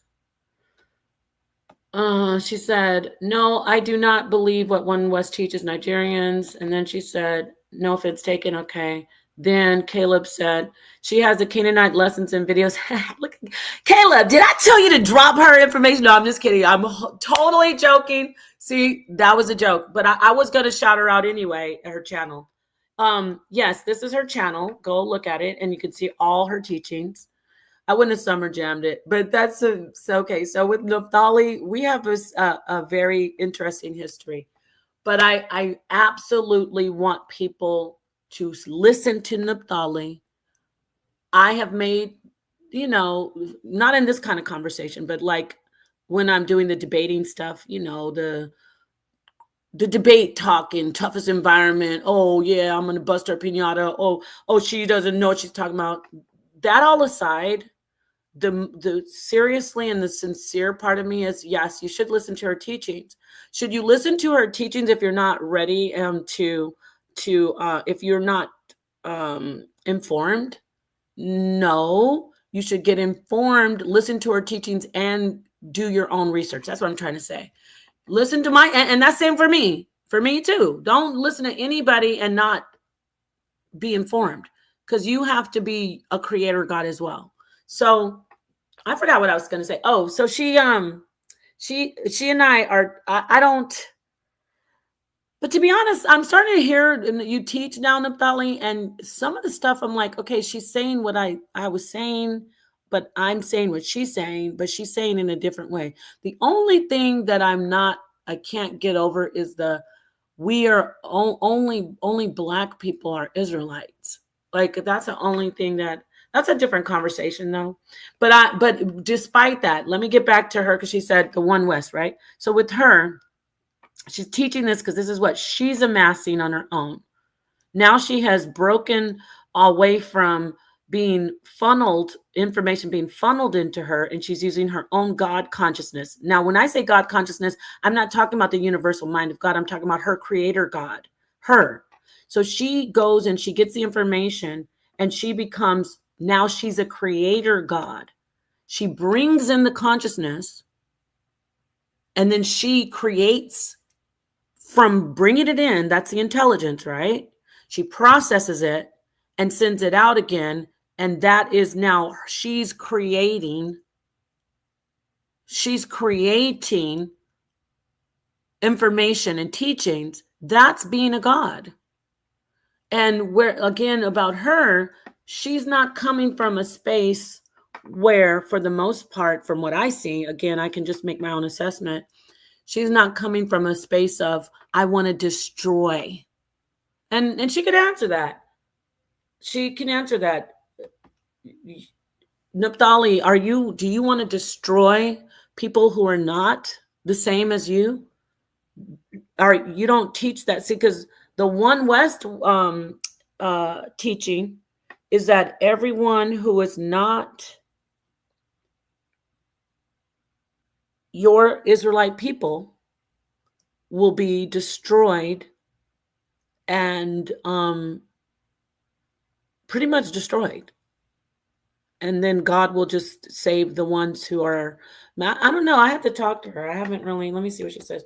One day I'm looking forward to coming on the show to have a dialogue. Let me know when you're ready. Yeah, we could definitely do that because I hate, especially for Naphtali, because she's very clear in what she said. I don't want to talk for you, but yes, we should do that. I'm going to have to, I was actually thinking of you doing something in person. I had mentioned that to Sonetter recently, not too long ago, because we're going to be doing a show. I know we've been saying that, but we're actually working on it now. I told him I want to bring Naphtali on. So, but even before that, I definitely will. I want to get together with you and talk. And we don't always have to just talk. I definitely want you to talk about what I'm talking about here, about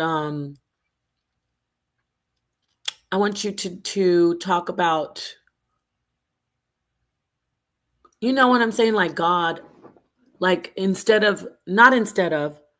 I heard you say you would like to move on from your Canaanites teaching and start talking more about other things. I'd like to hear your position on, where's the Most High, or where does God come from?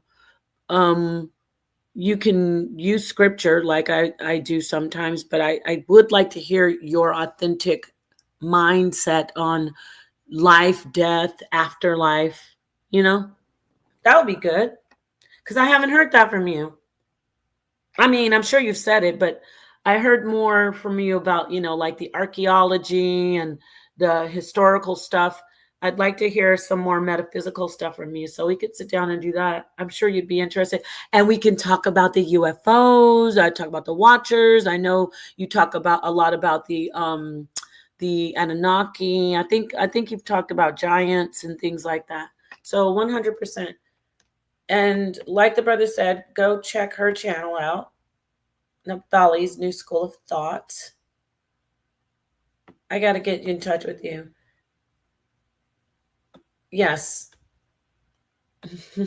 Thanks for being here. Okay. So I used her as an example because number one, she's always researching, bringing, remember I said we're a conduit. Let me get you the definition of conduit so as we've manifested into this realm, right? And it's like, what do you want to do with your life? Okay. What's your full potential? You are manifest into this realm materially, your flesh and blood person. You're supposed, so you're in, you receive the consciousness, you're receiving stimuli.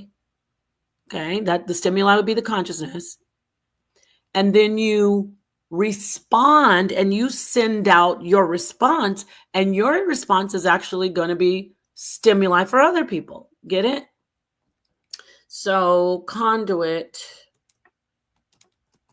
what's the definition here? I'm going to show you the definition. Okay. That acts as a channel. Yes. So let me get that for you, darling. So teachers are definitely, we're all creator gods, but you know, the scripture says, but you will die as men. I don't want to get into that right now because I'm going to lose my train of thought. Hold on. You're all creator gods. Conduit. Okay. Have you ever heard channeling? Like, oh, she was channeling this, or I want to channel that. Like, you want to bring it in, right? So conduit, if you can see the definition. So a conduit is a channel for conveying water or other fluid. Wasn't that interesting how I used the analogy of the stream and the hose? A person or organization that acts as a channel for the transmission of something. 2, a tube or trough for protecting electrical wiring. Interesting, right? Because that's what we were talking about.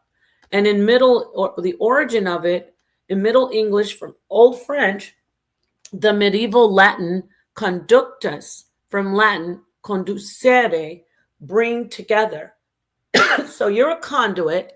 You bring together information from the universal mind of God and from the consciousness that's been made by other material beings, creator gods, right? And you're a conduit, but you're also, so you're bringing it in, right? So me, Naphtali, Caleb, anyone who's interacted today, we also are. Now you saw the definition included water, right? I want to show you something that's and I want, come on, get this out. I want to show you something interesting. Water, right? It also was talking about electricity with as far as something that covers, like as a hose or a device that encases electricity and water. Conduit, a channel, right? Look at this. You're a conduit, you receive the consciousness, and you're a conductor. Look at that. Look at this. You're a conduit and you're a conductor. Let's look at the definition of conductor. A conductor is a person who directs the performance of an orchestra or a choir. Remember I was talking about the universal mind of God can also be, you can talk about like a musical instrument with strings. You are a conductor in this realm. I'm touching my arms and my hands when I say this. In your physical body, when Naphtali gets up in this realm, in her life, in her material self as Naphtali, she's a conductor. She teaches. Her teachings, the more she teaches, the more she becomes a material god I said material, right? But check this out. When she receives as a conduit from the universal mind of God, the more she opens her mind up to get the free flow as a conduit, the more she becomes a God in the spiritual consciousness side. So when you are a conductor, you're a material God in this realm. You're teaching. You could be, because don't get me wrong, Yahweh ben Yahweh. I mean, not don't get me wrong. Don't get it twisted. Yahweh ben Yahweh was a huge God in this realm. Hitler was a huge God in this realm. A lot of people, David Koresh, Polite, all of these people who became very powerful gods in this realm were pushing out as conductors. Okay. I'm a conductor. Everyone is conducting. But what are you pushing out? Are you a benevolent God or are you a malevolent God? Are you destructive? That would make you malevolent. So you're destroying things that shouldn't be destroyed when you're a malevolent God. Because destruction also doesn't always mean evil. Because I would destroy malevolent gods. Get it? Naphtali is destroying malevolent gods. But first and foremost, when you're a conduit and you're open to the universal mind of God, when you're open clearly, you're open and there's nothing, no kinks in the hose, no obstructions. You become a spiritual God in this realm. Uh-oh. I might have lost some of y'all. Because some might say, well, like the Pharisees, you're teaching you're a spiritual God. Only God is a spiritual God. Hold on. Jesus, Yeshua, was a man in the flesh, but he was a spiritual, or is, I should say, a spiritual God. And Jesus, Yeshua said, you can be just like me. Okay? You can do it. Because I'm going to show you. This is how you do it. I don't want to die, but I know I'm not going to really die anyway. But I don't want to have this pain. You know, that was his material self saying, take this cup away. But the spiritual God, remember, he's the conduit. He's receiving from the universal mind of God. He's receiving, saying, you got this. He's like, yeah, of course I'm going to do this. I'm doing it. I'm going to be the sacrifice. That made him a spiritual God in this realm. So amongst man, we had the living God.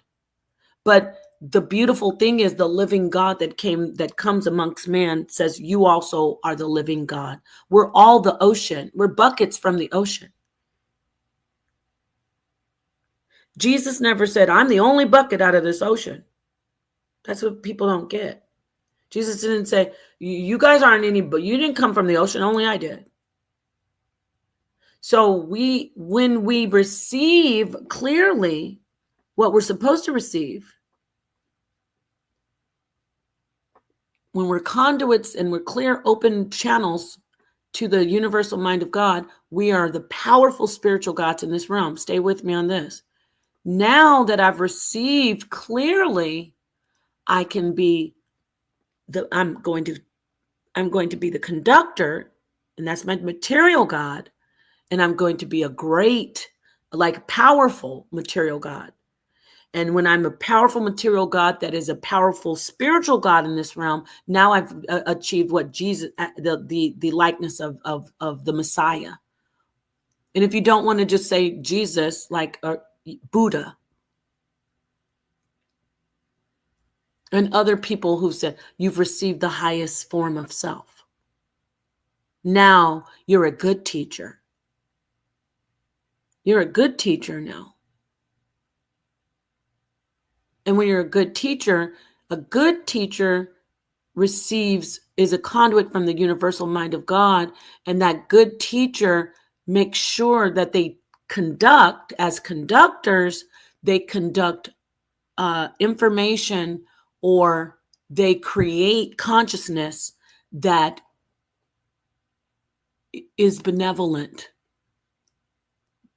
The only consciousness that we should be sending out, let me rephrase that. The consciousness that we should send out to people should be consciousness that is benevolent, meaning it promotes life. I'm gonna say that 3 times. We should be sending out consciousness that promotes life. The consciousness that we send out should promote life.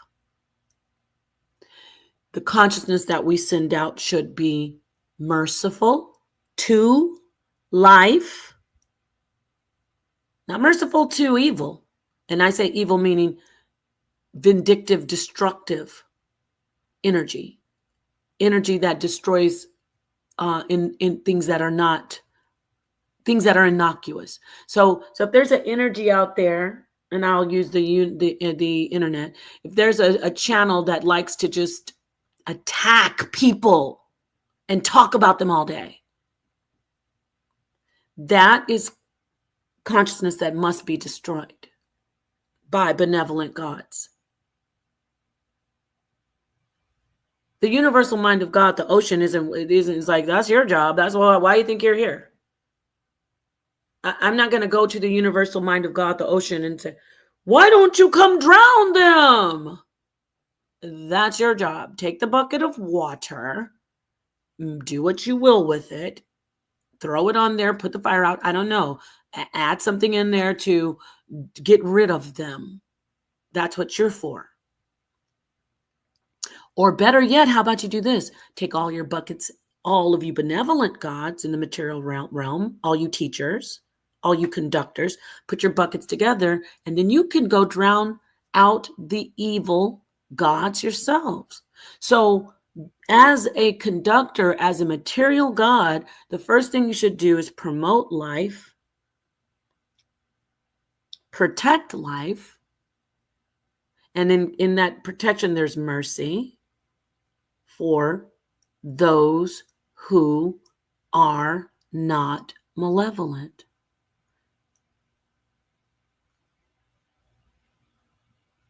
Okay, you're not going to just be like, oh, I got this perfect. You're going to be able to have mercy. That's a part of the protection, meaning spare, like spare it. And you're going in your, as a conductor god, you're going to be intelligent enough to be able to promote life and protect life. So you have to promote life as a conductor god, you have to protect life, and you have to have the intelligence to do both in this realm. That's what makes you a benevolent god in the material self. But see how that translates, this goes back in this full circle into, but how can you do that? You can only do that if you're connected, fully open to the universal mind of God. I'm going on and on and on. Whew. Okay. So John 1, and the word was made flesh and dwelt amongst us. Jesus told his disciples, I tell you truth, anyone who believes in me will do the same work as I've done, and even greater works, because I am going to be with the Father. Thank you. Promote life, protect life, grant mercy, and as a conductor, use your intelligence to get rid of destructive elements. Thank you. Oh, wow. Yes, that's perfect. Thank you for doing that, Caleb. I really appreciate that. So a conductor, the first definition is a person who directs the performance of an orchestra or choir. British English says a person in charge of a train, streetcar, or other public conveyance who collect fares and sell tickets. In physics, a conductor is a material or device that conducts or transmits heat, electricity, or sound, especially when regarded in terms of the capacity to do this. Do you see that? Talked about electricity and energy. The other definition for conduit talked about water, and water is also related to, as far as a channel, and then that relates also to energy. It's like a full circle because electricity is created out of water. Check that out.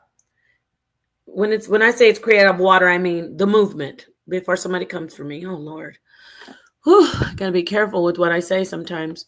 Mediums. Thank you. There you go. That's another. Thank you, FS Righteous.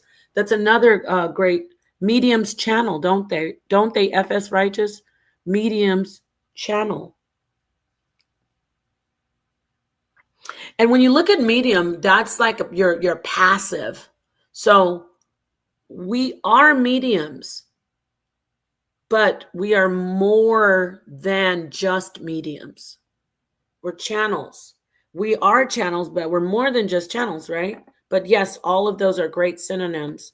Conduits, mediums, channels.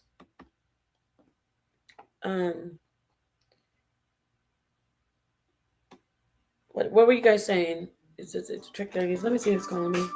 Oh wow. Okay. It's 122. Okay. Streams are good too. Streams is good. I can't do this right now. Hold on. Okay. I'm gonna wrap this up. But so the beautiful thing is, and I appreciate Naftali being here. That was great. I appreciate, of course, Caleb, Ben Frank, everyone else who listened. The beautiful thing about it all, just to recap it, the afterlife is now, by the way. I didn't go so much into that because I was going to talk about time. I did say briefly that there is no past, there is no end, there's no future. It's all one. I call it a time stack, but you don't have to. I call it time stacking. Time is not linear. It's all in one spiraling moment from the bottom to the top, or actually circular moment. But mostly I wanted to just give the consolation and the this information that death is not something that is scary and they kill it. It's painful because remember, we're in this realm for a reason. This realm isn't something that's just passive. This is pretty cool. SHIT. We're here. This is awesome. Why do you think we keep coming back? I don't know. That's just I'm biased though, because I'm in this world. I'm in the material world. But this is a pretty awesome place to be. This is a pretty awesome place to be, and when we say we have to destroy the negative, the malevolent, that's not even something that's like we find pleasure in it. It is something that is supposed to be that the when I say destroy, I mean alleviate it. I've destroyed so many bad things about what I was vibrating as a conductor. I at one time was teaching.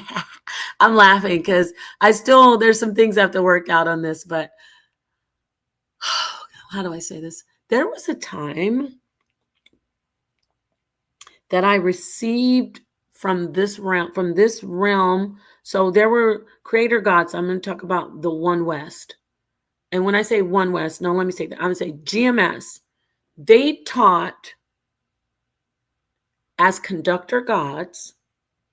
They were teaching NIUIC. I was in those two different, I was following those two different groups. I was in IUIC and I followed GMS when I was doing the Hebrew Israelite radical funnel crap into my brain, and I'll just repeat it stuff, So there was a time when I was conducting as a conductor god, as a god, I was teaching, repeating the teachings that they taught that that there was no life in the egg, in the ovum. And I knew that was even in my mind. I was like, this don't sound right, because the egg is viable. So that's, but I still was like, the seed is the only thing that holds life. So I was teaching, I wasn't protecting life. I wasn't teaching life. I was teaching, why wasn't I teaching life? Because I was teaching that the ovum, the egg of a woman in her womb, wasn't, didn't have any life. I was lying, number one, without knowing I was lying. I was repeating lies, I should say. And I was degrading the woman, the mother. That's how I know I wasn't being a benevolent God. But does that mean that I was, me as a God, that I was not, that I'm not benevolent? See, remember I was saying that about Naphtali. Now I'm not saying her teaching, but I said I know she's coming from a benevolent place. And stay with me. How do I know she's coming from a benevolent place? Because remember I said material God and spiritual God. She's a spiritual God. She's very spiritual. I don't mean spiritual like, yes, girl, go in there and read those scriptures. I'm talking about her connection to the Most High. She's open. It's very open.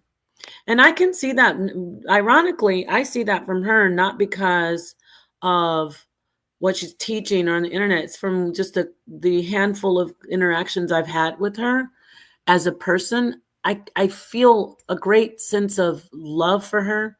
I have been so angry with that woman in my life before. Angry over things that I shouldn't have, that don't matter at the end of the day. I mean, they matter, but it wasn't enough for me to have that much anger and vitriol, and vice versa with her as well. I mean, I think we both can say we both were doing that. But I always knew something at the core that she's a good person. She's loving. She's connected. If she never picked up the Bible or never taught any of this, she's still got a great connection with the universal mind of God. I can say that. Will I bang on her information that she's teaching? Maybe, of course. I'm saying that in a loving way, for in the context of what I'm saying. But my point that I'm making is, just because I'm going back to me, I was teaching something that I knew was not, no, I didn't know it was malevolent. I thought it was benevolent. That's the point. I was teaching something that was benevolent as a material God. I was repeating hatred toward women. I was repeating misogyny. I didn't know that. I thought I was repeating things that were spiritual. I thought that I was coming from my conduit mind, but I was coming as a material God, conducting things that were hateful. So I was repeating hatred as a conductor God, as a teacher, from a powerful, powerful, powerful, powerful God that is in this GMS and this hatred, woman hatred. And I love you, brothers. A lot of you are coming from a spiritual place of benevolence, but you're teaching hatred. And so what am I trying to say? If you're teaching hatred, just like I was, and you don't know it, you better figure it out quickly. Because if you keep on repeating death and hatred, you're going to be merged in and be that one hive mind of the malevolent God. And now you're a little God. You're a little tiny material God, like Yahweh ben Yahweh, like polite, like Hitler. You're just a little, you're destructive, and you are not a part of us. And you have to be cut out, meaning you're not a part of the material realm, that you're a part of us, but you're a cancer. You're toxic. So you don't want to, meaning me, I was being consumed into this. I was enveloped in this, into a grand teaching of hatred, saying, "Oh, there's the woman is evil. She's the horrible downfall." That is not. That's how we test to see what kind of creator gods are we are in the material realm. Remember, it's first you promote life. I'm not promoting life if I say there's no life in the egg. Then you promote the protection of life. And the third is you have to be intelligent enough to be able to do both. That's what you're doing as a material god. Let me read this. Caleb said, there's a reason people say the woman is always right. She is our first teacher. And then Ben Frank said first, and then he said first doctor, yes, first guide. So see how you just said that those things, and that so that let's examine that. Let's not go into like, oh, you're giving these women power. Let's just examine those that one statement. As a conductor god, was Caleb doing? Is he material god that is benevolent or malevolent? There is a reason people say the woman is always right. She's the first teacher. So basically you say this woman is the first teacher. So you conducting that, let's see, does that promote life? Sure it does. Did it tear down men? Nope. Sure didn't. It's talking about your mother, where you came. It's literally talking about the wombs we come from. Then it's talking about the breast that we feed from. Then it's talking about the arms that hold us and kiss us and keep us securely attached. We're talking about the mind again. We're talking actually about the scaffolding of the mind. We're talking about neurology. We're talking about the healing of the mind. Am I saying fathers can't do that? No, of course fathers can. But fathers were once babies. Mothers were babies too, but mothers didn't come out of a womb. Take that back. Fathers don't have a womb. And am I saying that discounts the father? No. So I don't want to take away from the brother's statement. My point is, when we examine this, is there any hatred in here? No, there's no hatred. Now, if he would have said, she is your first teacher and the father is nothing, then we would know that he's not coming from a benevolent space. He's not the material God that is benevolent. He's a Yahweh ben Yahweh, if he would say, and the dad is nothing. So I actually, in the teachings that I was teaching as a parent, it wasn't okay, I'm throwing some more grease into the pan. We're still cooking. That didn't come from I wasn't a conduit. That didn't come from my mind.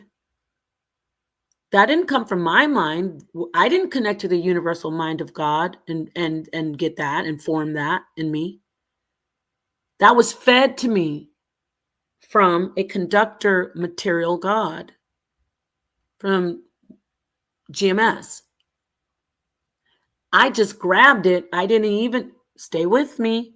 I did not take it through my I didn't take it through my conduit. I didn't run it through. Let me test this out into the universal. Wait, I'm connected to the universal mind of God. Let me think. I just repeated it. Oh, got it. Because I took it from the pause. But I'm saying I take it from the lower regions, pause, from the gut. I'm taking from this makes they're telling me this makes me feel good inside. It's gonna get me, it's gonna make me feel like I'm a powerful Israelite. I'm talking like that because that's how I felt like me, like that's how I was. I was just ignorant. I never let it come into my mind, really into my mind. Oh, by the way, let me say this. When I repeat something just like a parrot, parrots aren't repeating that out of intelligence. So, well, they're intelligent, but they're not repeating it from intelligence, meaning they don't understand fully. They're just repeating it, period. It's coming from my belly. Like, say it with how they say it with your chest, but really you're in your diaphragm. Say it with your diaphragm, which is the right beneath the lungs, around the belly region. You get where I'm coming from, right? You're going in a lower place when you're just repeating something without really thinking about it, without going into your darkest mind to become enlightened. So I was being a material conductor god and putting out things that did not promote life, did not protect life. And I wasn't intelligent at all because I was just repeating it. And we do that a lot. We do that a lot with songs we do. Like when we hear a song, we don't even know what we're singing sometimes, you know? Welcome to the Hotel California. You're like, wait a minute, what the heck is this about? Stab them with the steely knives and you just can't kill the bee. Wait, hold on now. No, now just hold on now. It's like you got to figure out where you're coming from. So, with that said, let me see what he says. Positive touch is important to sanity and mental health. It is not just important, it's paramount. Paramount. You cannot have sanity without being securely attached. There's even factual information showing beyond secure attachment, as from age 0 to 5 in those developmental stages. When you look at people who've been placed in solitary confinement for long periods of time, it literally destroys the neurology of the person's makeup, their brain, their thought. It destroys the mind. We are in a type of disconnection that I wouldn't say destroy, but is definitely impairing our intelligence and our thought and our sanity, which is social media. I don't want to get into that too much because it's too much, but I absolutely love all of you. I really do. Ben Frank, thank you for being here. Caleb, always awesome how you. Let's see what Caleb said. I think, unfortunately, Queen of Pod, that many men, specifically misogynists, think that praising women or uplifting them in their minds degrades men, which is extremely stupid. Exactly. When I praise men, I uplift women because men and women, believe it or not, I know y'all, I know maybe you haven't heard me teach this. Men and women must come together. It's a pack. It's like you only have one shoe, but you have 2 feet. Men and women are together. There's the duality. That's another thing about this manifesting in this realm. We come into this amazing duality of gender, sex. Okay, I don't want to get too much into that because it's a longer. I got to get off here, but yes, that's a good statement. I don't want to do too much. I'm reading something and I'm talking to. Okay, Ben Frank, Caleb says, I can't tell you how many men have called me a simp for uplifting and praising my wife. It's pathetic. Yeah, well, that simp thing is a powerful god in this realm, isn't it? The teachers that teach that, it's not weak, unfortunately. It should be. It should be weak.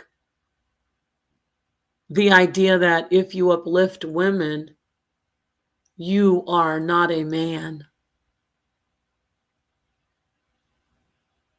or that you're a weaker man. I'm gonna let y'all go because I'm trying to read while you talk. I want to say thank you so much for being here. Peace to the wonderful darkest minds of the light. This was really great. Thank you, Naphtali, for coming through. Please go subscribe to her channel. I'm scrolling up to see if I can find it again. Yeah, I don't see it. Hold on. Wait, what am I trying to say? Well, Caleb, drop the link and just show it again. And then, but basically, go subscribe to Naphtali's channel. She teaches about the Canaanites, but I know she wants to teach other things. Well, because I heard her say that. She wants to also teach more things. Ooh, Napa. Sometimes I'm thinking too fast, and my mouth isn't. My words aren't aligning with what I'm trying to say, and that gets me in trouble a lot. I'll go back and listen to stuff, and I was like, oh God, I didn't mean to say that. I meant to say this. Yada says, peace, Yada, Yonapa, in the Bible, what was the beef between Paul and John? Yada, please, I can't do that right now. Chakra King, I want to say thank you for being here. Thank you for being here, everybody. And yeah, that's about it. Peace of dark, signs of light. And I would love to talk more. Thank you for being here, Caleb. You're so helpful. Here's Naphtali's channel. Go subscribe. And don't forget to subscribe to my channel. And please don't forget to share this video. Yeah, this was fun, though. But remember, death is not something that controls you. I want to get the scripture on that. Let me see if you can get the scripture. I bet you can get it quicker than me. Now, this isn't just in Abrahamic teachings. This is in everything. But of course, the resurrection of Jesus that I'm trying to find. Oh, well, there's a lot of scriptures, I'm sure, but this one is, here it is. I found it. I wasn't sure, but it's Revelation. Get it, Revelation. It's not just in Revelation, but I think it's Revelation. Dang, I can't remember, y'all. Is it Revelation 21? I think it's Revelation 21. Let me see. 21 and I'm not sure. Let's see. Am I still screen sharing? I thought you guys could see that. Okay. I'm a little tired. Revelation 21. And God shall wipe away all tears from their eyes, and there shall be no more death, neither sorrow nor crying, neither shall there be any more pain, for the former things are passed away. Isn't that beautiful? All right. So, death, yes, there's grieving. Yes, the body changes. Yes, indeed. But thank you. That is, for you to say that, Nell215, I absolutely appreciate you. And I humbly thank you. Bowing. And I appreciate that. And guess what? Your comment, you're conducting out of your material self. You're conducting and you are affecting. It's like, we're talking about reciprocity. You affected me. You said you learned something from me, but you giving me the feedback. This is all, now this is mainstream science and conventional science. They say consciousness. You are conscious of what I said. You received the stimuli, and then you respond to the stimuli by saying that. And I receive it back to my consciousness. And you know what we just did? All of us, not just you, but all of us, especially you, I'm focusing on your comment.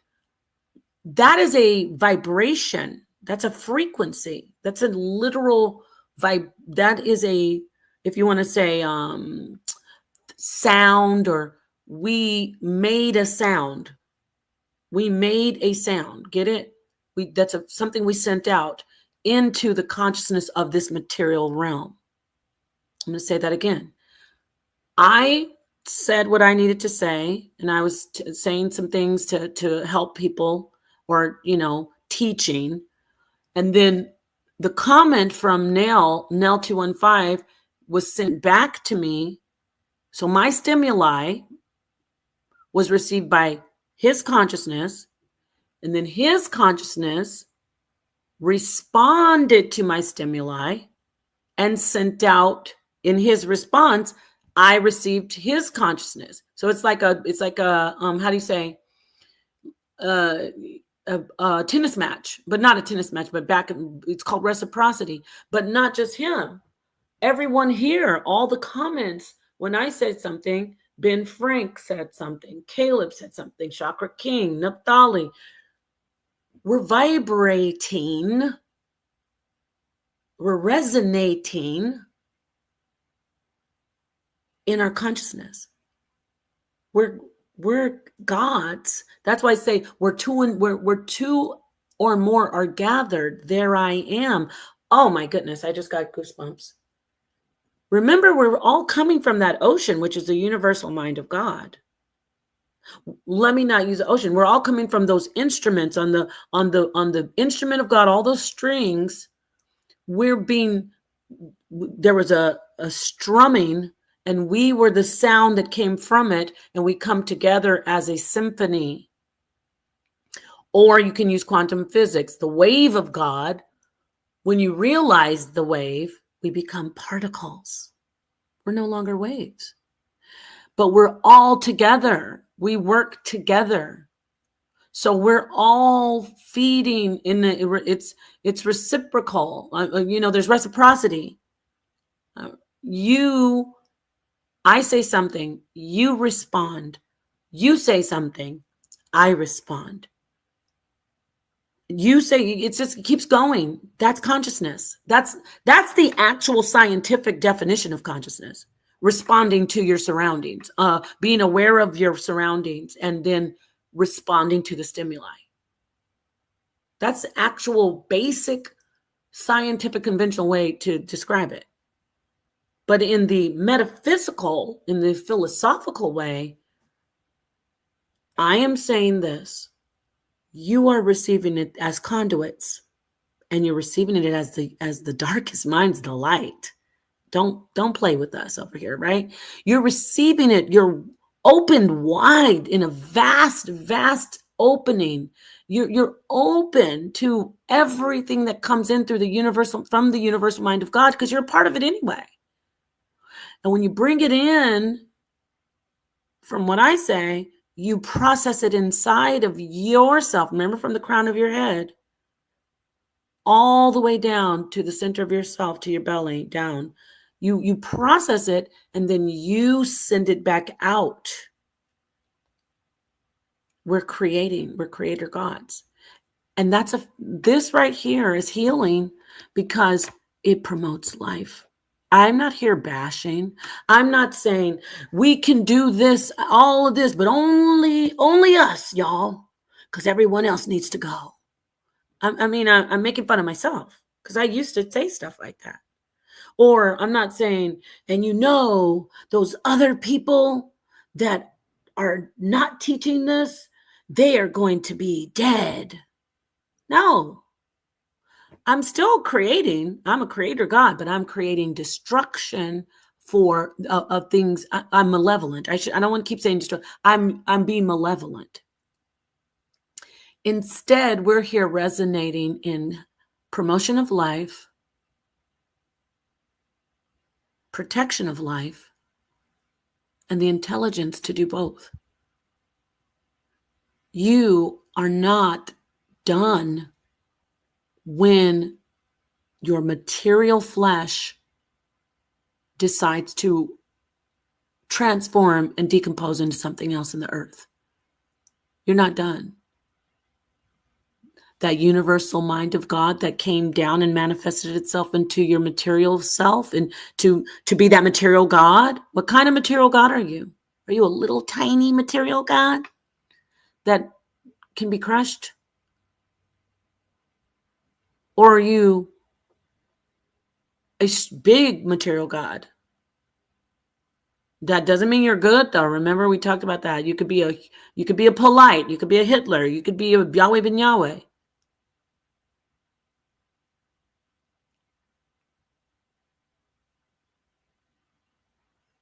By the way, there are no tiny material gods who are spiritual gods in this realm. You're not going to be a tiny God. If you're a benevolent material God, that's because you were first and foremost a spiritual God in this realm. Like, I'm going to use Jesus again. Jesus in this realm was first a spiritual God, meaning Jesus never was, he wasn't teaching hatred. Jesus wasn't teaching, we got to take everybody and chain them up and kill them. Jesus was in this realm teaching preserve life, protect life, and have the intelligence to do so. Remember, Jesus said, I'm here for the sick. Jesus didn't say, oh, those whores over there and those publicans, go kill them. Jesus, let's stone this woman. Hold on now. Which one of you is well enough with no sin to stone her? I'm ready. If not, put the stones down. So Jesus was teaching preserve life, have mercy, and protect life, and have the intelligence, those with eyes that can see the darkest minds of the light, to do so. So when I said tiny God, if you're a tiny God, that's because you just sat back and said, I don't care. I just want to watch some corn and play some Assassin's Creed and, eat some delicious ramen. I don't care about all that stuff. That's okay. But you're going to get crushed and just going to have to come back and do, and I don't mean physically crushed. And when I say physically, I'm not saying that their bodies are going to be harmed necessarily, but when you're foolish, parkour, when you're a small God, parkour, I'm using parkour. You have so much power and you just decided you just want to risk your life all day, jumping from building to building with what? Why? All the things you could be doing. You could go save people from fires and do things, climb, and you're fearless. You can do things to be a good creator God. But you want to just jump from rooftop to rooftop for video, for likes and views. Well, you're a little God. You're going to have to just come back and think about it again. Because first you got to go with your spiritual self. When I say spiritual, like I said, if you're doing parkour for likes and views on video on your social media, then you're not a benevolent God or a malevolent God. What does the scripture say? You're neither hot or cold. I want to spit you out. You're little. So first start with the mind. Tune into your consciousness from the crown of your head to your sacral region. But you want to stay up in the region right around the shoulders and up. Heart, throat, and head. You want to keep that connected and clean and open and healthy to be able to receive the most that you can receive from the universal collective consciousness, the universal mind of God. And then come on, bring it all down and start creating. Okay, I'm done with this for real now.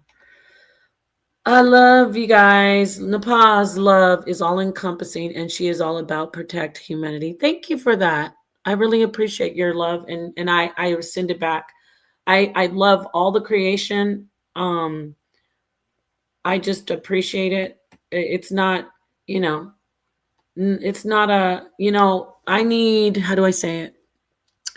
I need to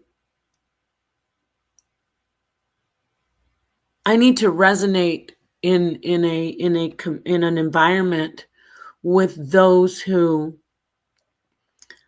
are not projecting themselves in a way that is just damaging.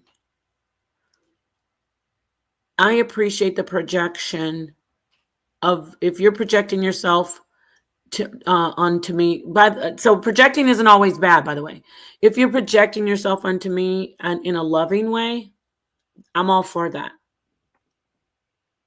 And I'm talking about for me personally, because I noticed with me in my crash out history, my history of crashing out and hitting the live button, like, let me talk to you guys. It's because my feelings are hurt. To put it plainly.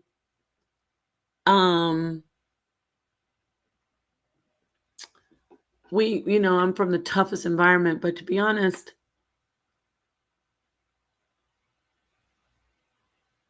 how do I say this? For me in this stage of myself and the way I am, I appreciate, I respond, but I'm like a plant. The plant where in the water where you say the nasty things, and I'm going to form into this crazy man-eating little shop of horrors plant. Or if you could say things that are kind and encouraging. I'm not asking to be pandered to, but just things that are not just nasty. I'm really good um at my growth is better. I'm in a better space. I mean, I guess everybody is, but there was a time that not was a time there not was a time there is now with me from all the slander and hate stuff and a lot of very very damaged people who don't want to tune into themselves, as far as like they just want to repeat things or something's going on. They've attacked me, and then I will go into like crashing out without really processing it first. So I found out I'm healing and I need to focus on the love and respect, because I'm good at being a mirror. So I don't want to keep on feeding back things that don't promote life. I want to be a good creator, God. I'm super good at being a mirror. I don't want to be a mirror to hatred and malevolent destruction. So I want to say thank you. And that's what I'm going to focus on. Look at this. Keon is here. Peace to you, Keon. I hope you have a great day. Nepal, you were justified in your crash outs. I know, right? But you know what? That justification and righteousness just takes me to, gosh, I could go on and on. How far do I go? Yes, I was right to do that, right? But that still leaves me stuck on a level as not that God that I want to be, because I want to be. Oh wow, I love the teachings. Look, because you're all familiar with it more than you are the Bhagavad Gita. I love the teachings of Christ. Let me get that again. Nepal, you were always justified in your crash outs. You never started it. And you're absolutely right, Caleb. I never came to the internet. That's not even a lie. Look at what we're talking. I like to talk about this kind of stuff. I want to talk about so-and-so. Why? It's just, you're right. But look at this. Me being the mirror and responding and crashing out to anybody, not just the internet, anyone.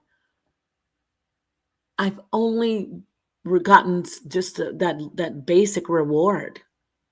I haven't gotten my full reward with the universal mind of God, because the universal mind of God wouldn't crash out.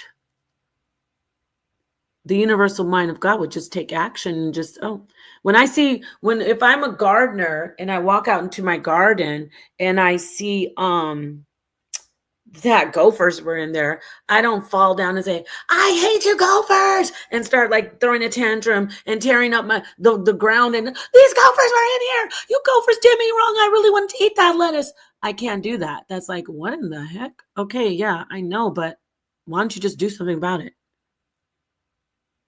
That would be someone who's in control, aka a God. So yes, I was right. I was justified in it, but let me show you what also. And then you might say, well, how do you do that? How do you control that? Well, Jesus says,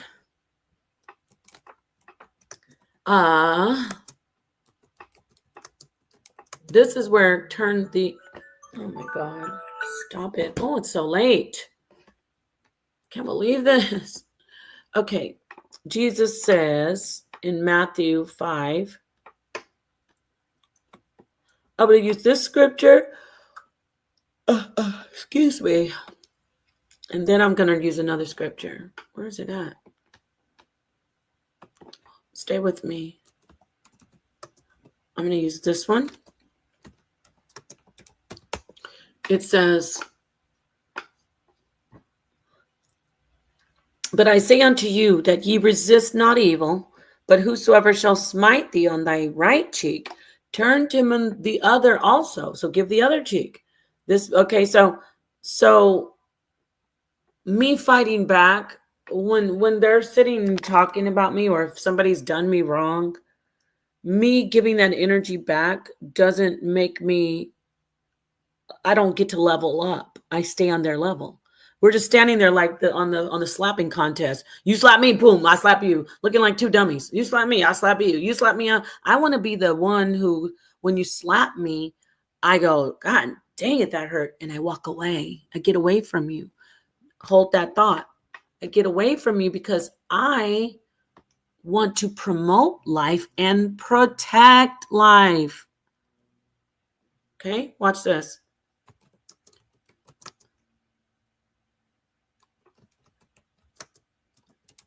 I'm going to get it for you right now. All right, so Matthew 7, verse 6. Give not that which is holy unto the dogs, neither cast ye your pearls before swine. Why? Or else they will trample your pearls under their feet and turn again and tear you to pieces. Okay? That's why these scriptures are cold cut when it comes to when the teachings of Jesus, the gospel. There's not one bit of gospel that's ever been negative or ever done anything besides bring life, protect life, and give us help us see to see clearly in the dark, because we go deep, because Christ has very, very deep sayings and dark sayings, and so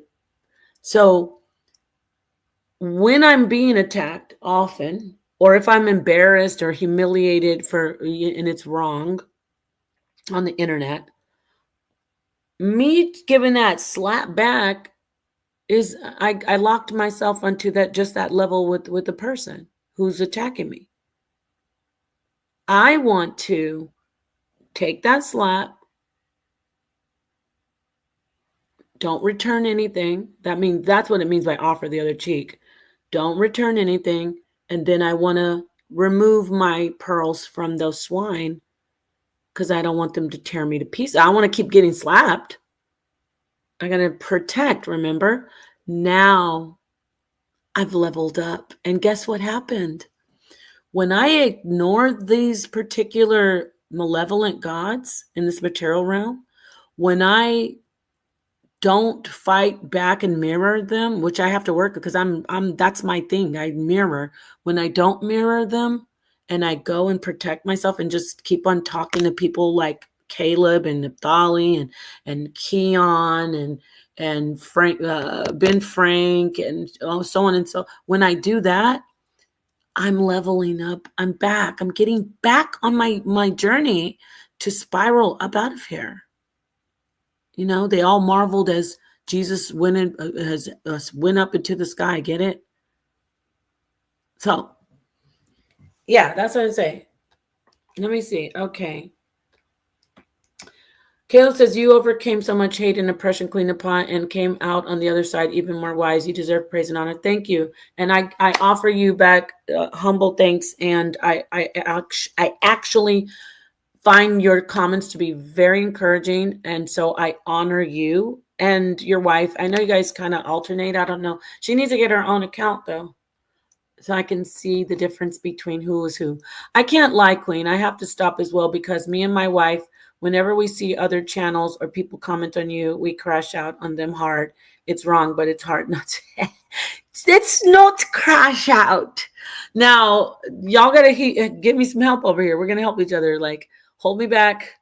Don't let me crash out. If I'm gonna crash out, I'm gonna do some meditating. I've done pretty well so far. I'm not going to respond to it in 2025. And even when I say I'm not going to respond, I might do a little funny, short, like that one I said, I'm living my best life. That one, like not going back and forth, I'm not going back and forth. But for the most part, I'm good. I'm only good because I'm resonating from the universal mind of God. I'm resonating with the rest of my creator God, material creator God family. So we're going to do it together. That's my point. Yes, that'll be good. She'll make her own channel. All right. Peace to the darkest minds of the light. Peace, peace, peace, peace, peace. Have a good day. Gosh, 3 hours. Much love. Hopefully this resonates with someone. Oh, you know what? Before I end this, I want to play because I'm talking about the spirit realm. I I have some friends who've passed away. This is in honor of my friend Fanatic. He is on this song. He produced it, and he's was part of Blueprint Records, and Fanatic, Natty Boy, and I'm sorry to the other brother who's on here. And also in honor of my friend Esoteric, I'm going to play this song. Now, this song doesn't have anything to do really with the spirit realm, the lyrics. It's talking about a hookup, but my friend transitioned, and I know he's still with me, and I love you so much, Fanatic. I love you so much, Esoteric. Please go subscribe to Esoteric Thoughts, by the way. And I want to leave with this song right here. My friend Esoteric, Fanatic. And this is interesting that my friend Esoteric and my friend Fanatic both passed away in the same year. One was named Fanatic.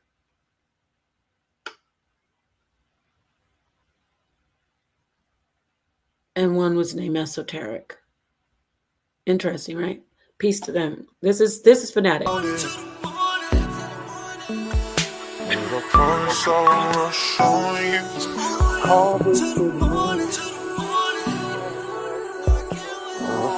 take my time on you. Screaming. I got you screaming. I got you screaming.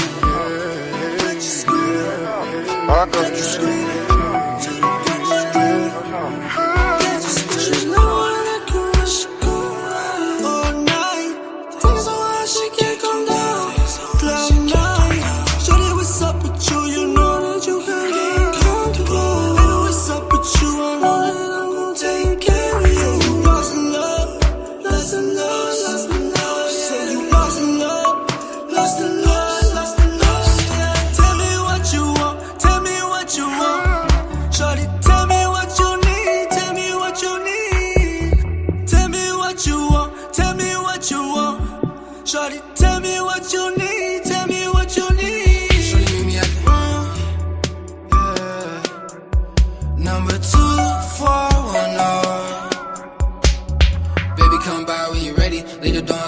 R.I.S.E in the Henny. Number 2410. Shorty meet me at the room.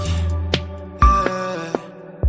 Number 2410. Baby, come by when you ready. Leave the door unlocked for the R.I.S.E in the Henny. Number 2410. Can't wait till the morning. But I promise I won't rush on you. Can't wait till the morning. I swear I'll take my time on you. I got you screaming. I got you screaming. I got you screaming. I got you screaming. You know I hate to wait. I need you right now. Trying to see how much that she can take.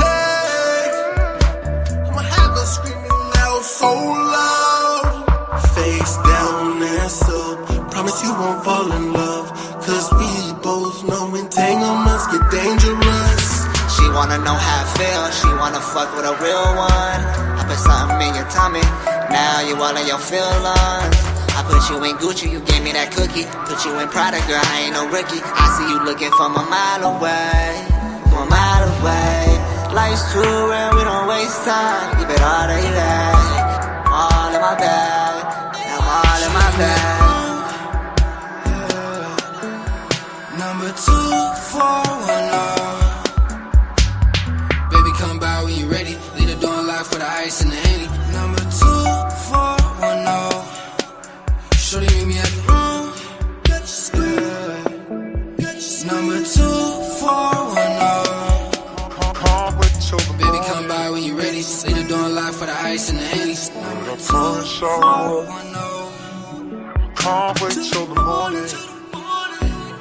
And I promise I won't rush on you. Can't wait till the morning. And I swear I'll take my time on you. I got you scared. I got you scared.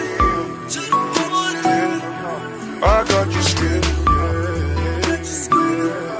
I got you scared.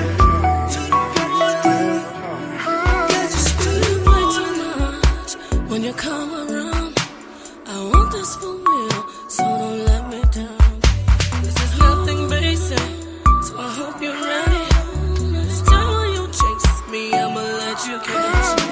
Now I won't find no objections from me this time. The mood is right, do whatever to me that you like. No downtimes, no danger zones, just alone with you. A wet dream with ice cream, a movie scene with you. I'm ready, a movie scene with you. Sure you meet me at the room. Number 2410. Come by when you're ready. Leave the door unlocked for the ice and the